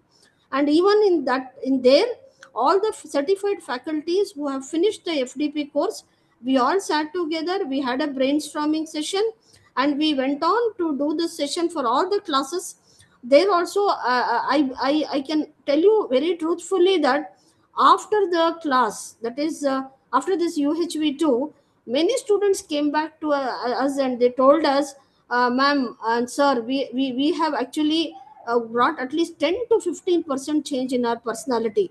Earlier, we never had time to talk to our parents. We used to go to college, home, we used to just throw the bag. If mother is asking what happened today in the college, we never had time for them. After we gave them the topic on harmony within ourselves, harmony in the family, when we spoke to them about respect, gratitude, glory, and glorifying all this family aspect, they felt yes, now we are having a good attachment. Every day when I come to college, at least I make a point to say hello to my mother. When I go back also, I share what is happening in the college, and there is some kind of connectivity. This is what the students literally told us. And then we had a face-to-face program, FDP program, 3 days, with Vinay Bhaiya, who was a resource person, and there also additional faculties were trained, and the faculties also, after attending, they felt this is a complete different topic, I think. Sorry for the interruption, but if we can be little brief, then there may be other institutions who can also. Yes, sir. And finally, we brought this program to community service by taking the students to orphanage, blind schools, and we brought this program to in the induction program also. And as one of the madam just now spoke, teachers also who go to class, they brought in this ethics. They said that yeah, we have to complete the portion. We should give good knowledge to students, and even in evaluation, they said there should be respect. Respect means right evaluation. They thought about not to over evaluate, not to under evaluate, and they also thought about excellence and competition, and all the aspects whatever was taught in UHV we are trying to bring in.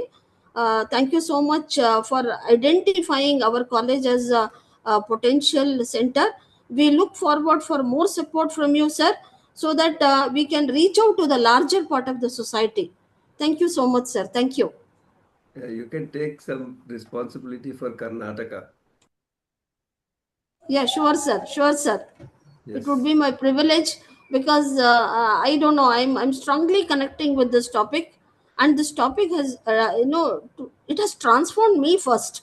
When I see transformation, my colleagues are getting influence from me. Whenever they look at me, they say, if you have problem, go to that madam. She is the one who is going to talk about UHV, and they have also seen a lot of happiness in their families. This is something truth I'm sharing with you, sir. Can you share a little note or something like that about yourself and your college, and send it to us? Yeah, sure, sir. Okay. So you can send it directly to me also. Yes, and sir. We'll be very happy to connect, and I'm very happy to hear your sharing, and we would like to hear more. And so when we put the things in the group, then maybe every week, I think you're having the UC meeting, isn't it? Yes, sir. Yes, sir. Yeah. So then you can share about these real stories, the kind of impact that it is initiating, and the impact is initiated not by the content itself only. It is your exploration that makes the Yes, yes, difference. yes, So yes. you can't change anybody else. You have to change yourself, and which Yeah, you are correct. doing so nicely. So thank you so much for sharing with so much of life. Thank you so much, sir. Thank you so much for your support. Thank you. Thank you. Nice. Good evening. Namaste, Bhaiya. Namaste. Am I audible? Yes, who is this? This is Deepa Panakil, and I'm talking from St. Francis Institute of Technology, Mumbai. Yeah. I'm very sorry. You are taking the notes now. Who's saying what? Yes, yes, yes, sir. Yeah. Please go Very ahead. sorry, camera on मेरे पास अभी working में नहीं है. No problem. Yeah. So, well, my journey with UHV started 8-9 years back, actually. And Actually, what we'd suggest is that, see, this is a nodal center and potential nodal center meeting. Yes. Where we are trying to identify as a nodal center what support we need and what we are thinking of doing, what is our commitment for the future. Yes. And the individual sharing, of course, is important. No, sir, I was so about to you go can about the keep it. institution only. Yeah. Please, so I'm just interrupting I you. completely understand. All of us need to share our experiences. I'll keep it very Yes. brief for sure. Yeah. So our college specifically is a St. Franciscan Institute where we actually give a lot of importance to values. Hello. And nature is something that comes as a very foundational element in everything that we teach. So I would say that the way we started off with UHV, somewhere it connected very well with the values that we were trying to instill through the, it was a very much part of our vision itself. So एक newness या एक नयापन नहीं लगा. It was very much like you want to instill certain things. We are an engineering college, and then you consider that, okay, this is going to be like an additional something that you will have to introduce apart from technical subjects. But then the way UHV came, it was like another way of being able to, materialize, actually use our vision into a reality. So we started off, and 1 year went well with students coming in with a lot of questions, and we realized that we, all of us teachers, about 10 of us who in the initial phase had got our certifications, we had a hard time answering the questions because you knew the content, but when you come to the intent and the way the tricky questions your students could come up with. So I myself, along with a few of my colleagues, we have gone through 8 to 9 different courses of UHV now, including UHV 2. So now we can at least have a justifiable discussion with our students, क्योंकि खुद को जाने तभी तो दूसरों को कुछ बताएं. So now it has become a very safe space for us that way. We have regular UHV sessions in the college. We have more and more teachers getting involved with it. We just last year during June conducted the UHV2 FDP in our college, and we got more teachers certified. So way forward, now that we have identified as a potential nodal center, we are at a phase where we realize that labels, certifications come very secondary. The fact that we're able to connect with the students, connect with each other at a different level, that is what is more fruitful. So we look forward to expanding on that, bringing in more connectivity in terms of what we are doing on daily basis. It's not about calling it UHV alone, but the fact that we could actually see it in everything that we are doing. So our NSS initiatives, we are making sure, as ma'am was sharing her experience, I could connect that during our first years have NSS as well.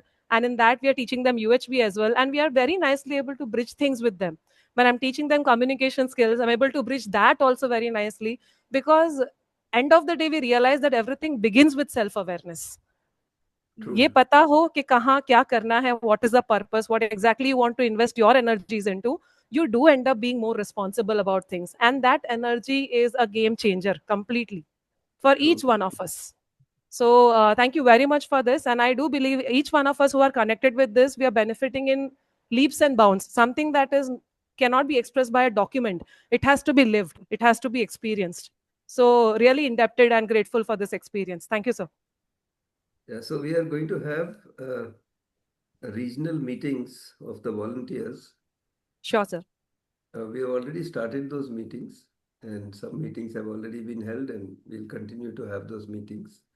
So if you can, please attend those physical meetings. Once a year, we'll have a regional meeting.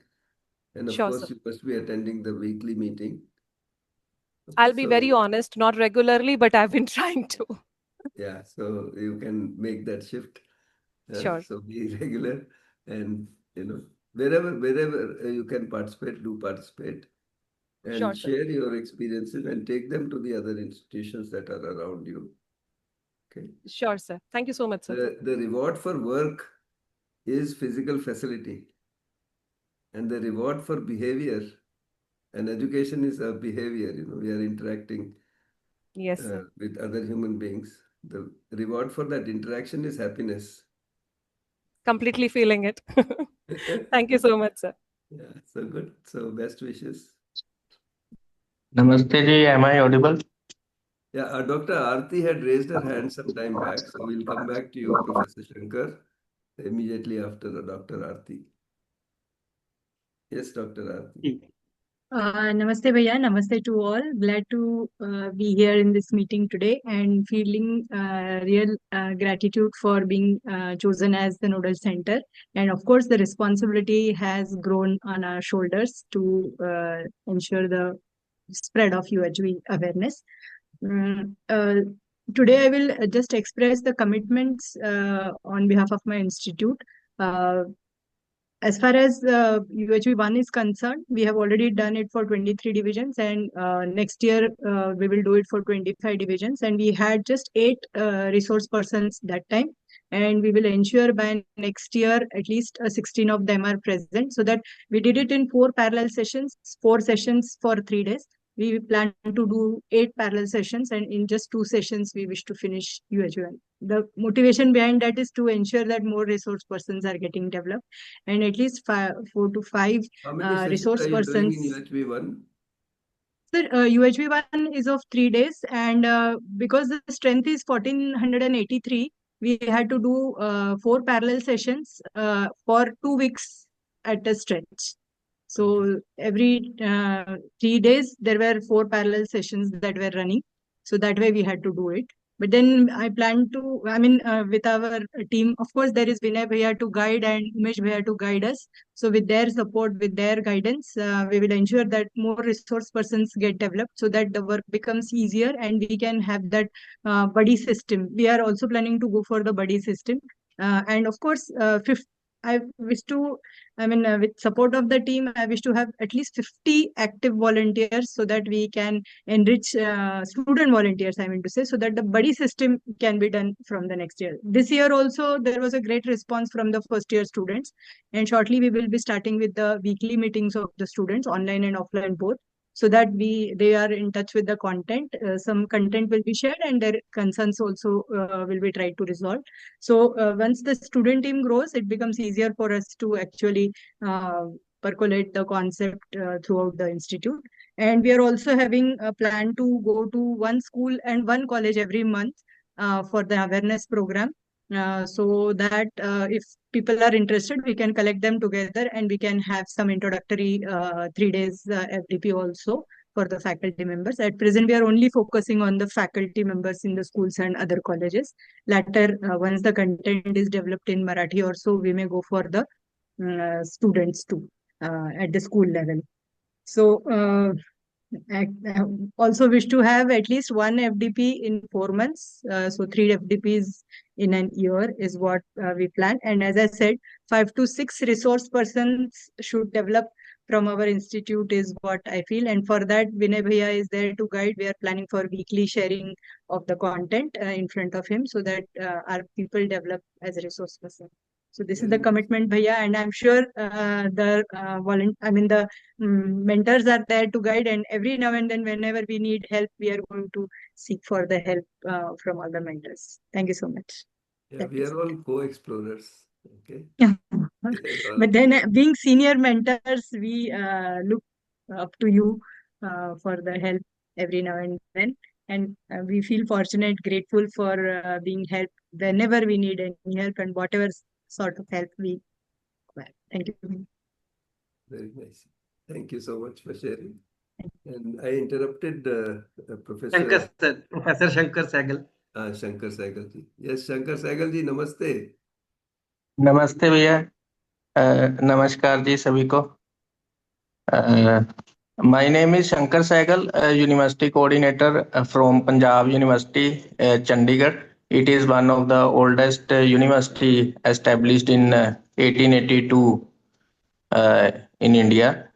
And I am thankful to our Honorable Vice Chancellor Professor Renu Vig ji, under whose guidance, support and motivation our university has been able to reach up to this level that now the Punjab University is now the nodal center in this region for spreading the UHV message and its activities. On behalf of PU, I am also thankful to the AICTE team for giving us this opportunity for serving as the nodal center. And I personally find this subject very interesting, and our commitment is that yes, we have already incorporated UHV in our first year curriculum with 3 lectures per week as per AICTE model. And total we are basically following the same syllabi at our Chandigarh campus and Hoshiarpur campus. Within Chandigarh also at UIT, University Institute of Engineering and Technology, and Dr. SSB University Institute of Chemical Engineering and Technology, and Chandigarh College of Engineering and Technology, and SSGPU Regional Center at Hoshiarpur also. So around 1,000 students yearly, they are receiving the message of this UHV Universal Human Values concept. Basically, I prefer to call it as message of happiness and harmony.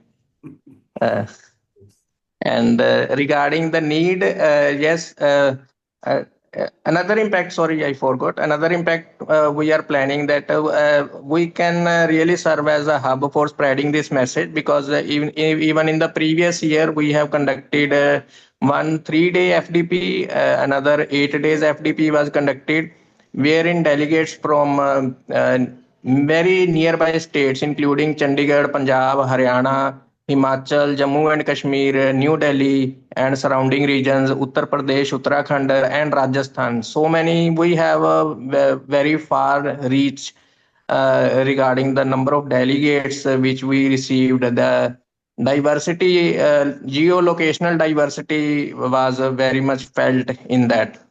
And we also conducted a leadership development program. One day LDP was conducted by our Dean College Development Council last year, and another MDP was also conducted in Chandigarh. Mainly it was by NITTTR Chandigarh, but we were also the organizing partner there. And the need, basically, last year we received funds from AICTE. That was around 500 per delegates we received, and total 71 delegates were trained for 8 days regarding these UHV concepts and initiatives. So if that kind of funding can be repeated, so that will be really helpful for spreading the message of UHV. And yes, we are determined enough, and we have been receiving feedbacks from students also. I think my co-coordinator, Dr. Garima Joshi, would like to share the feedback also received from different strata from students and faculty. If you kindly permit. Thank you. Very briefly, that would be okay. Dr. Banga is And in after his car. I think he's waiting to say something. He's traveling to. yes, and along with Garima sir, Garima Joshi, sir, Renu Vig ma'am is also here. Yeah, If she Renu can ji is there, also, so she can yes, say something In about fact, it. I would like ma'am to, add on any commitment from the Punjab University side. It would be very encouraging for all of us. Renu ma'am.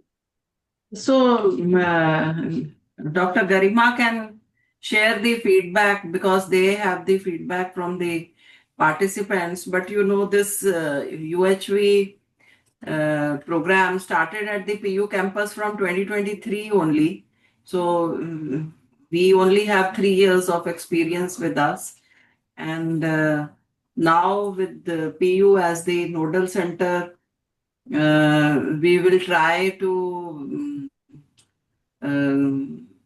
add these courses for our affiliated colleges also.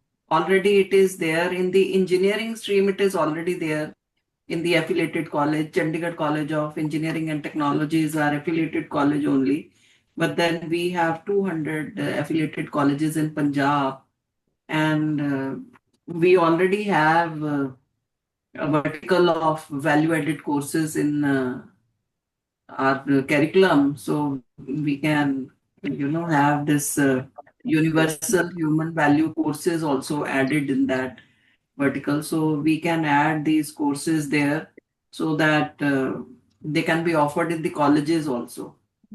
And in Punjab University, our faculty has we were organizing partner for the international conference on human values, and in 2025 we also participated as organizing partner, and in 2024 also we participated in the international conference.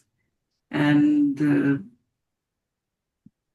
I have been interacting with the coordinators, and I am told that some of the students really accept these, they agree with them, and there are a few who still don't agree. They are not, convinced whether they should not be leading their lives the way they are, and they'll rather prefer to run after materialistic things only rather than happiness. But it is difficult to convince all the students also to our viewpoint, especially in a university like Punjab University, where we have too much democracy. So, but anyways, the team is making efforts and students are doing this course. So hopefully, some small incremental change we are trying to make, and hopefully we'll be able to take this change to other institutions also. So Garima can share the feedback from the students. Yeah. So Thank you so much, ma'am. Thank you for your encouragement. And I would just like to add that this was the first time the full curriculum was offered in UIT in 3 branches of engineering. And personally, as a teacher, I felt that the subject can be taught. Otherwise, I used to feel that values are something which are inculcated by the family, by elders, by our mentors. But this is the first time I could feel that it is logical, it can be verified, and it is universal, as it is said that it is universal human values. And yes, that it is coming as a subject, so acceptance will come slowly. But I feel that students, they have transformed in my class.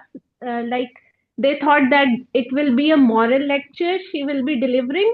But as I went through the subject content, students, they came to me and told me that ये बातें तो कभी होती नहीं है discuss कि family में relation कैसे फुलफिल करना है, कौन ऐसे पूछता है कि हैप्पीनेस कुछ है, do you want to be happy? This is the first question which is asked. So the definition of happiness, which we think is different for everyone, how it can be universal, it starts from that viewpoint. And the acceptance in students is there, but they are, भीड़ का हिस्सा होने की वजह से उन्हें लगता है कि जहाँ मेजॉरिटी थॉट प्रोसेस है हम उससे अलग तो नहीं दिखेंगे, लेकिन जैसे जैसे वो इस कोर्स को अंडरस्टैंड करते हैं उनका कॉन्फिडेंस मैं देख पाती हूँ कि इट इम्प्रूव. तो इतना ही कहना चाहूंगी. Thank you so much. It takes some time. With consistent effort, it takes some time for the faculty, and it may take less time for the students, but with the prepared faculty, it will take, so let's experiment with it. seriously, sincerely, and see, what the results. And once we are able to see it ourselves in our own institution, we can be a role model for other institutions. And that's the idea of the nodal centers, isn't it? And sir, an institution where vice chancellor, university coordinator, and co-coordinator all are present here for this presentation, and they are listening to all the expectations present here. So I think there is a very much potential that is there in Punjab University. And the ma'am is said that there are only 2 or 3 years of experience. But ma'am, the leadership development programs and the management development programs that are organized at the Punjab University, due to those efforts, it has been initiated in Himachal Pradesh as well. So the delegation came from the Himachal Pradesh, and at Himachal Pradesh Technical University, the UHV activities, the foundation stone was laid here at the LDP and at the MDP. So all the other universities are also looking forward to the Punjab University. So if these type of efforts keep continuing at the university, then this will be very good for the nearby institutions as well. Yes. Thank you so much. Thank you so much. Thank you so much, ma'am. Okay. Sir, good evening, sir. Good evening, sir. Good evening. I am Dr. M.M. Gopi from Siddharth Institute of Engineering and Technology, sir. Yes, sir. Yeah, thank you very much, sir, for identifying our institute as Nodal Center. In this connection, I must thank AICTE and our university chain to Anantapur. Particularly, I must express my thankfulness to Professor Prashanti Madam, who endlessly motivated us to take part in this thing. And here, in our institute, more than 78% of member of faculty members have completed introductory workshops, UHV1, and 101 members, 34% of members have completed UHV2. And next month, we are planning to visit the nearest college and a school so as to create awareness on UHV among the students. Thank you very much for the opportunity.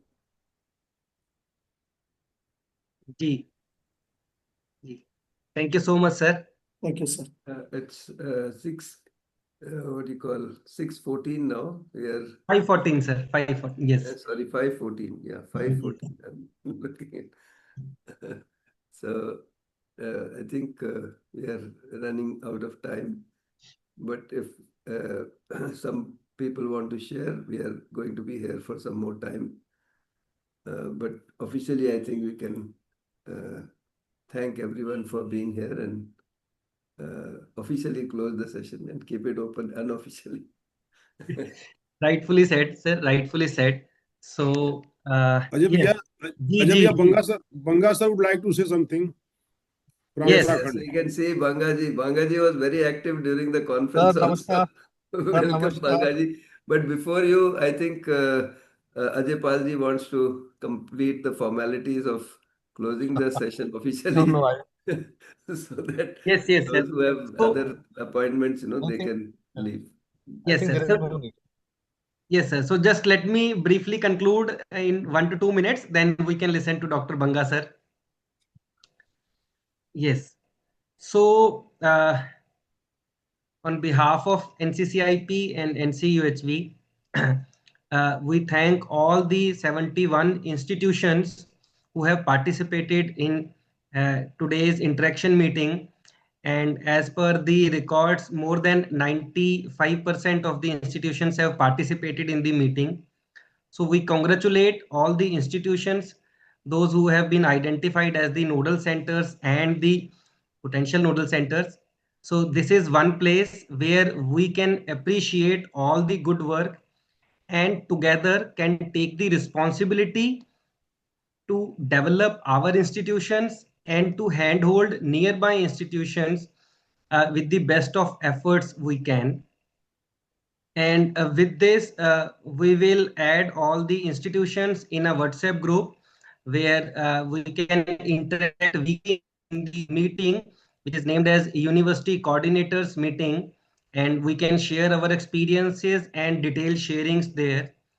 and all the necessary documents and the PPTs presented in this meeting, we can share with you through the email or through the WhatsApp group in which you all will be added on. So we thank all the participants for their valuable time and sharing your views. Ji sir, if you want to add anything. Yeah, what I would say is again that officially this is closed, but unofficially we work 24 hours every day. So we'll be here for some more time. Okay. So first let's listen to Professor Banga. Yes, Dr. Banga. सबसे पहले तो नमस्कार सबको बहुत। और जैसा कि मेरा जो पुराना कॉलेज था वो अमृतसर ग्रुप ऑफ कॉलेजेस था, जहां मैंने 15 साल गुजारे। और वहाँ यूएचपी सेल हमारा बहुत एक्टिव था और बहुत एक्टिवली हमने बहुत सारा। और सबसे बड़ी बात थी कि रजनीश अरोड़ा जी का आशीर्वाद हमेशा मेरे साथ रहता था। वो मेरे साथ उसी कॉलेज में ही मैनेजिंग डायरेक्टर है, तो बहुत ही कुछ मैंने सीखा उनसे और यूएचपी को बहुत ही अगले उस नियम तक हम लेके गए वहाँ। और मैं बहुत ही थैंकफुल हूँ एआईसीटी का कि मैंने अभी जो नया संस्थान यहाँ पर एज अ डायरेक्टर ज्वाइन किया, GB Pant institute of Engineering and technology Pauri Garhwal. तो यहाँ ये बहुत ही पुराना संस्थान है, 35-year-old गवर्नमेंट इंस्टीट्यूशन। और मैं बताऊं यहाँ हालात मतलब इतना पुराना इंस्टीट्यूशन है, लेकिन स्टाफ में इतने कॉन्फ्लिक्ट हैं, इतने केसेस हैं, कोर्ट केसेस, और बहुत ही ज्यादा कॉन्फ्लिक्टिंग स्टेज है यहाँ पे। although the infrastructure and the ambience is very beautiful, बहुत ही अच्छी लोकेशन पे, एक पहाड़ के बिल्कुल ऊपर, और चारों तरफ यहाँ दिव्य नज़ारा है, वहां से सारी हिमालयाज का व्यू है, और इससे बढ़िया और कोई लोकेशन हो नहीं सकती। तो जैसे मैंने यहाँ आके पूछा कि यूएचवी का क्या है, although they are following AICTE curriculum, UHV course they are already offering from last so many years, but still अभी यहाँ यूएचवी सेल कुछ था ही नहीं, मतलब बस नाम के लिए। तो फिर मैंने आके थोड़ा पुश किया, जो लोग उसको कर सकते थे वो करना चाहते थे, लेकिन सपोर्ट नहीं मिलती थी। तो मैंने कहा नहीं नहीं, आपको सब मिलेगा। तो उसका ही हमें परिणाम मिला कि आप सबने हमें जल्दी potential as a nodal centre दे दिया। और हमारी ऑलरेडी एफडीपी आज चल रही है, 27 से शुरुआत हुई है, 27 और 29 3 दिन की 3-day FDP for faculty development. और आने वाले समय में हम बहुत सारे यहाँ एफर्ट करेंगे, बहुत सारी एफडीपीज करेंगे, और आसपास के जो गांव हैं और स्कूल हैं, कॉलेजेस हैं पूरे डिस्ट्रिक्ट के, उनको भी साथ जोड़ेंगे और एक रोल मॉडल बनेंगे उत्तराखंड में, कि जिससे कि और भी सारे इंस्टीट्यूशन संस्थान यूएचपी की इम्पोर्टेंस को समझें और हम इसको अपनी रोजमर्रा की जो लाइफ में है इसका फायदा उठा के सब एक अच्छे समाज का निर्माण कर सके। तो मेरी तरफ से बस इतना ही है, और मैं एआईसीटी की टीम और स्पेशली राजू लोस्थाना जी का बहुत बहुत धन्यवादी हूँ, और अपने संस्थान में आने का उन्हें निमंत्रण भी देता हूँ। मेरी तरफ से यही बस, नमस्कार। ये जब आप राजू लस्ताना कह रहे हैं तो हम पूरी टीम को शामिल नहीं कर नहीं, रहे पूरी टीम को आप दिख रहे हैं, तो इसलिए मैंने आपको तो बोलना ही है। तो आप हम तो सब आइए। रिप्रेजेंट कर रहे हैं अपनी पूरी स्थाना टीम सर, को, so we are just representing the whole UHV team. Yes, so I'm the placeholder for that, if you would, so Ajay Pal sir. जी सर, जी जी जी। अजय पाल सर। जी सर। हाँ, मैं डॉक्टर MK झा बोल रहा हूँ। जी जी सर, फ्रॉम ITS गाजियाबाद। हाँ, ITS गाजियाबाद से। जी ऑफ जी लेट सर। थोड़ा हमने ज्वाइन किया। हाँ, थे हम लाइन पर में थे, बात करने का मौका मिला नहीं। Just this is the right time now at the end of the session. In fact, we have also received the status of the potential nodal center this time, right? So I would like to express my hearty thanks to the AICT and the entire teams for considering me as the nodal center over here. Initially, I was इससे पहले हम लोगों ने कुछ programme इसका करवाया था अपने यहाँ, और फिर एक लेवल 2 का भी प्रोग्राम कराने का हम लोग ने प्रपोजल भेजा था, लेकिन इस बीच में कुछ एग्जामिनेशन वगैरह आ गए, यूनिवर्सिटी के एग्जामिनेशन, जिस कारण से उसको ये करना पड़ा। मोस्टली टीचर्स हमारे जितने हैं वो एग्जाम में बिजी हो चुके, वो तो लेवल 2 का नहीं हो पाया उस पर। तो अब हम लोगों ने प्लान किया है कि अब नया सेशन स्टार्ट होने के बाद फरवरी मार्च में ग्रेजुअली 1-2 महीने के गैप पर में हम लोग 1-2 प्रोग्राम, एफडीपी प्रोग्राम हम लोग इसको कंडक्ट करवाएंगे यहाँ पर में। और जहाँ तक मैक्सिमम हो सकता है हम लोग इसमें कंट्रीब्यूट करेंगे। बगल के इंस्टीट्यूशन को भी जो हम लोग मोटिवेट करेंगे, उनको भी इन्फ्लुएंस करके, काउंसिल करके चाहेंगे कि वो लोग भी जुड़ें इस पे। और ऐसे भी हमारे यहाँ एमबीए के कोर्सेस हैं, एमबीए के कोर्सेस में ये एक कोर पेपर है हमारे यहाँ यूएचवी का 3 क्रेडिट का, और उसकी पढ़ाई चल रही है और हम उसको देखते हैं, वहाँ पर देखते हैं ये सारी चीज़ें। और बीच बीच में हम किसी तो स्पेशल किसी तरह का वर्कशॉप हो या किसी तरह की एक्टिविटीज हो तो हम अपने कॉलेज में बच्चों के लिए और फैकल्टी के लिए भी ऐसा होगा, हम लोग इसको करने का प्रयास करेंगे। और आप लोगों का सहयोग चाहिए और आप लोगों के कांटेक्ट में रहेंगे हम लोग। धन्यवाद, बहुत बहुत धन्यवाद। Nice, thank you so much. धन्यवाद आपका। धीरे धीरे करके हम लोग करवाने से करने पे जाएंगे, करने से समझने पे जाएंगे और समझ कर करने पे जाएंगे। तो आपको बहुत बहुत शुभकामनाएं।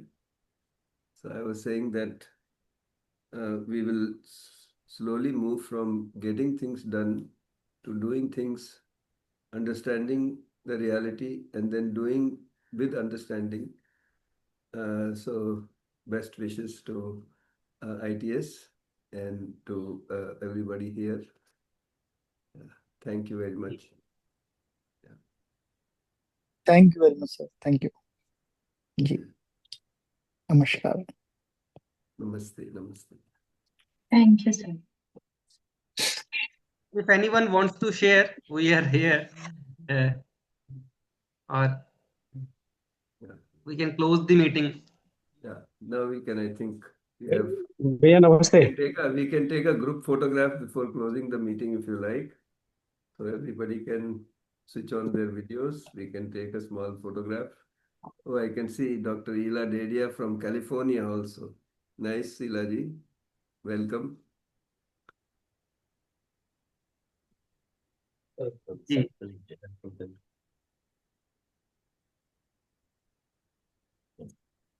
Yeah.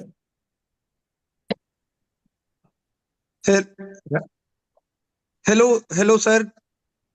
Hello. Yes, yes, please go ahead. I thoroughly enjoyed this session. We at PCT Ludhiana, we have been recognized as one of the potential nodal center for conduct of UHB activities, and we will be organizing a regional conference in this regard very soon. We'll extend invitation to all of you. Oh, that's lovely. Very nice to. Yeah, so under the guidance of Professor Swapan Channa, who is a big volunteer of UHB programs, we will be organizing that conference.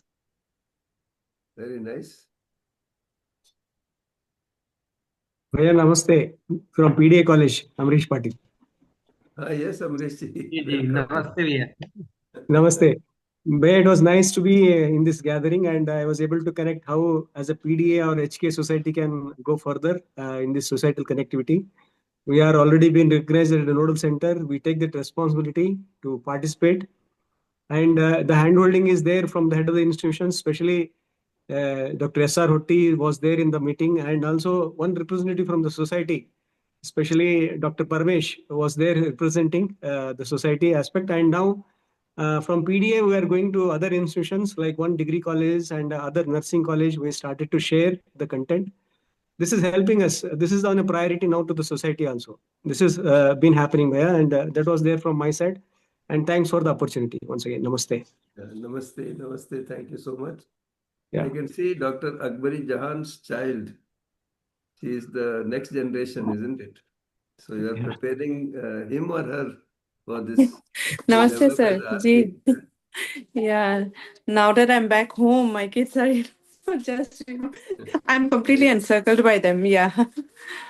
And you are in the northeast, isn't it? Arunachal? Yes, Arunachal Pradesh, precisely. So we have people from all the way from the east to the west, to the north, to the south. Yes. So nice. Yeah. Okay, sir. So I think we can close the meeting now. You can close the meeting, and there's a hand raised from Director IA. S. Vyasa. Yes, sir. Yeah, very good evening, everyone. Namaste to everyone. It's a great privilege for us that we are also recognized as one of the potential nodal center for the UHV. We are very new to this program. We started with the blessings. Am I audible? I'm sorry. Yeah, you are audible. There was a... Yeah, we started very lately in the last year onwards. With the blessings of our founder chancellor, I was given the responsibility to attend the UHV 2 program, the FDP program, and we started UHV cell in the university. At present, all the AICTE programs, we offer 2 UHV programs as of now. And we expect that we could contribute a lot in the coming days. You are in Bangalore, isn't it? Yes, sir. It's in Bangalore. Yes. We are hand-holded by Soumya Didi. Very nice, very nice. Thank you. So best wishes. We look forward to meeting you soon. There is a regional meeting that is coming up soon. Sure, Bhaiya. Thank you. Hope to see you then. Best wishes. So thank you very much, everyone. Thank you. And Ajay Palji, we can then close the meeting. Thank you very much to Well, all. thank you so much for your words. Thank you all. Thank you, Bhaiya. Thank you all. Thank you. Thank you very much. Namaste. Namaste. Thank you, sir. Namaste, sir. Thank you all. Namaste. Thank you. Okay, thank you. Thank you very much.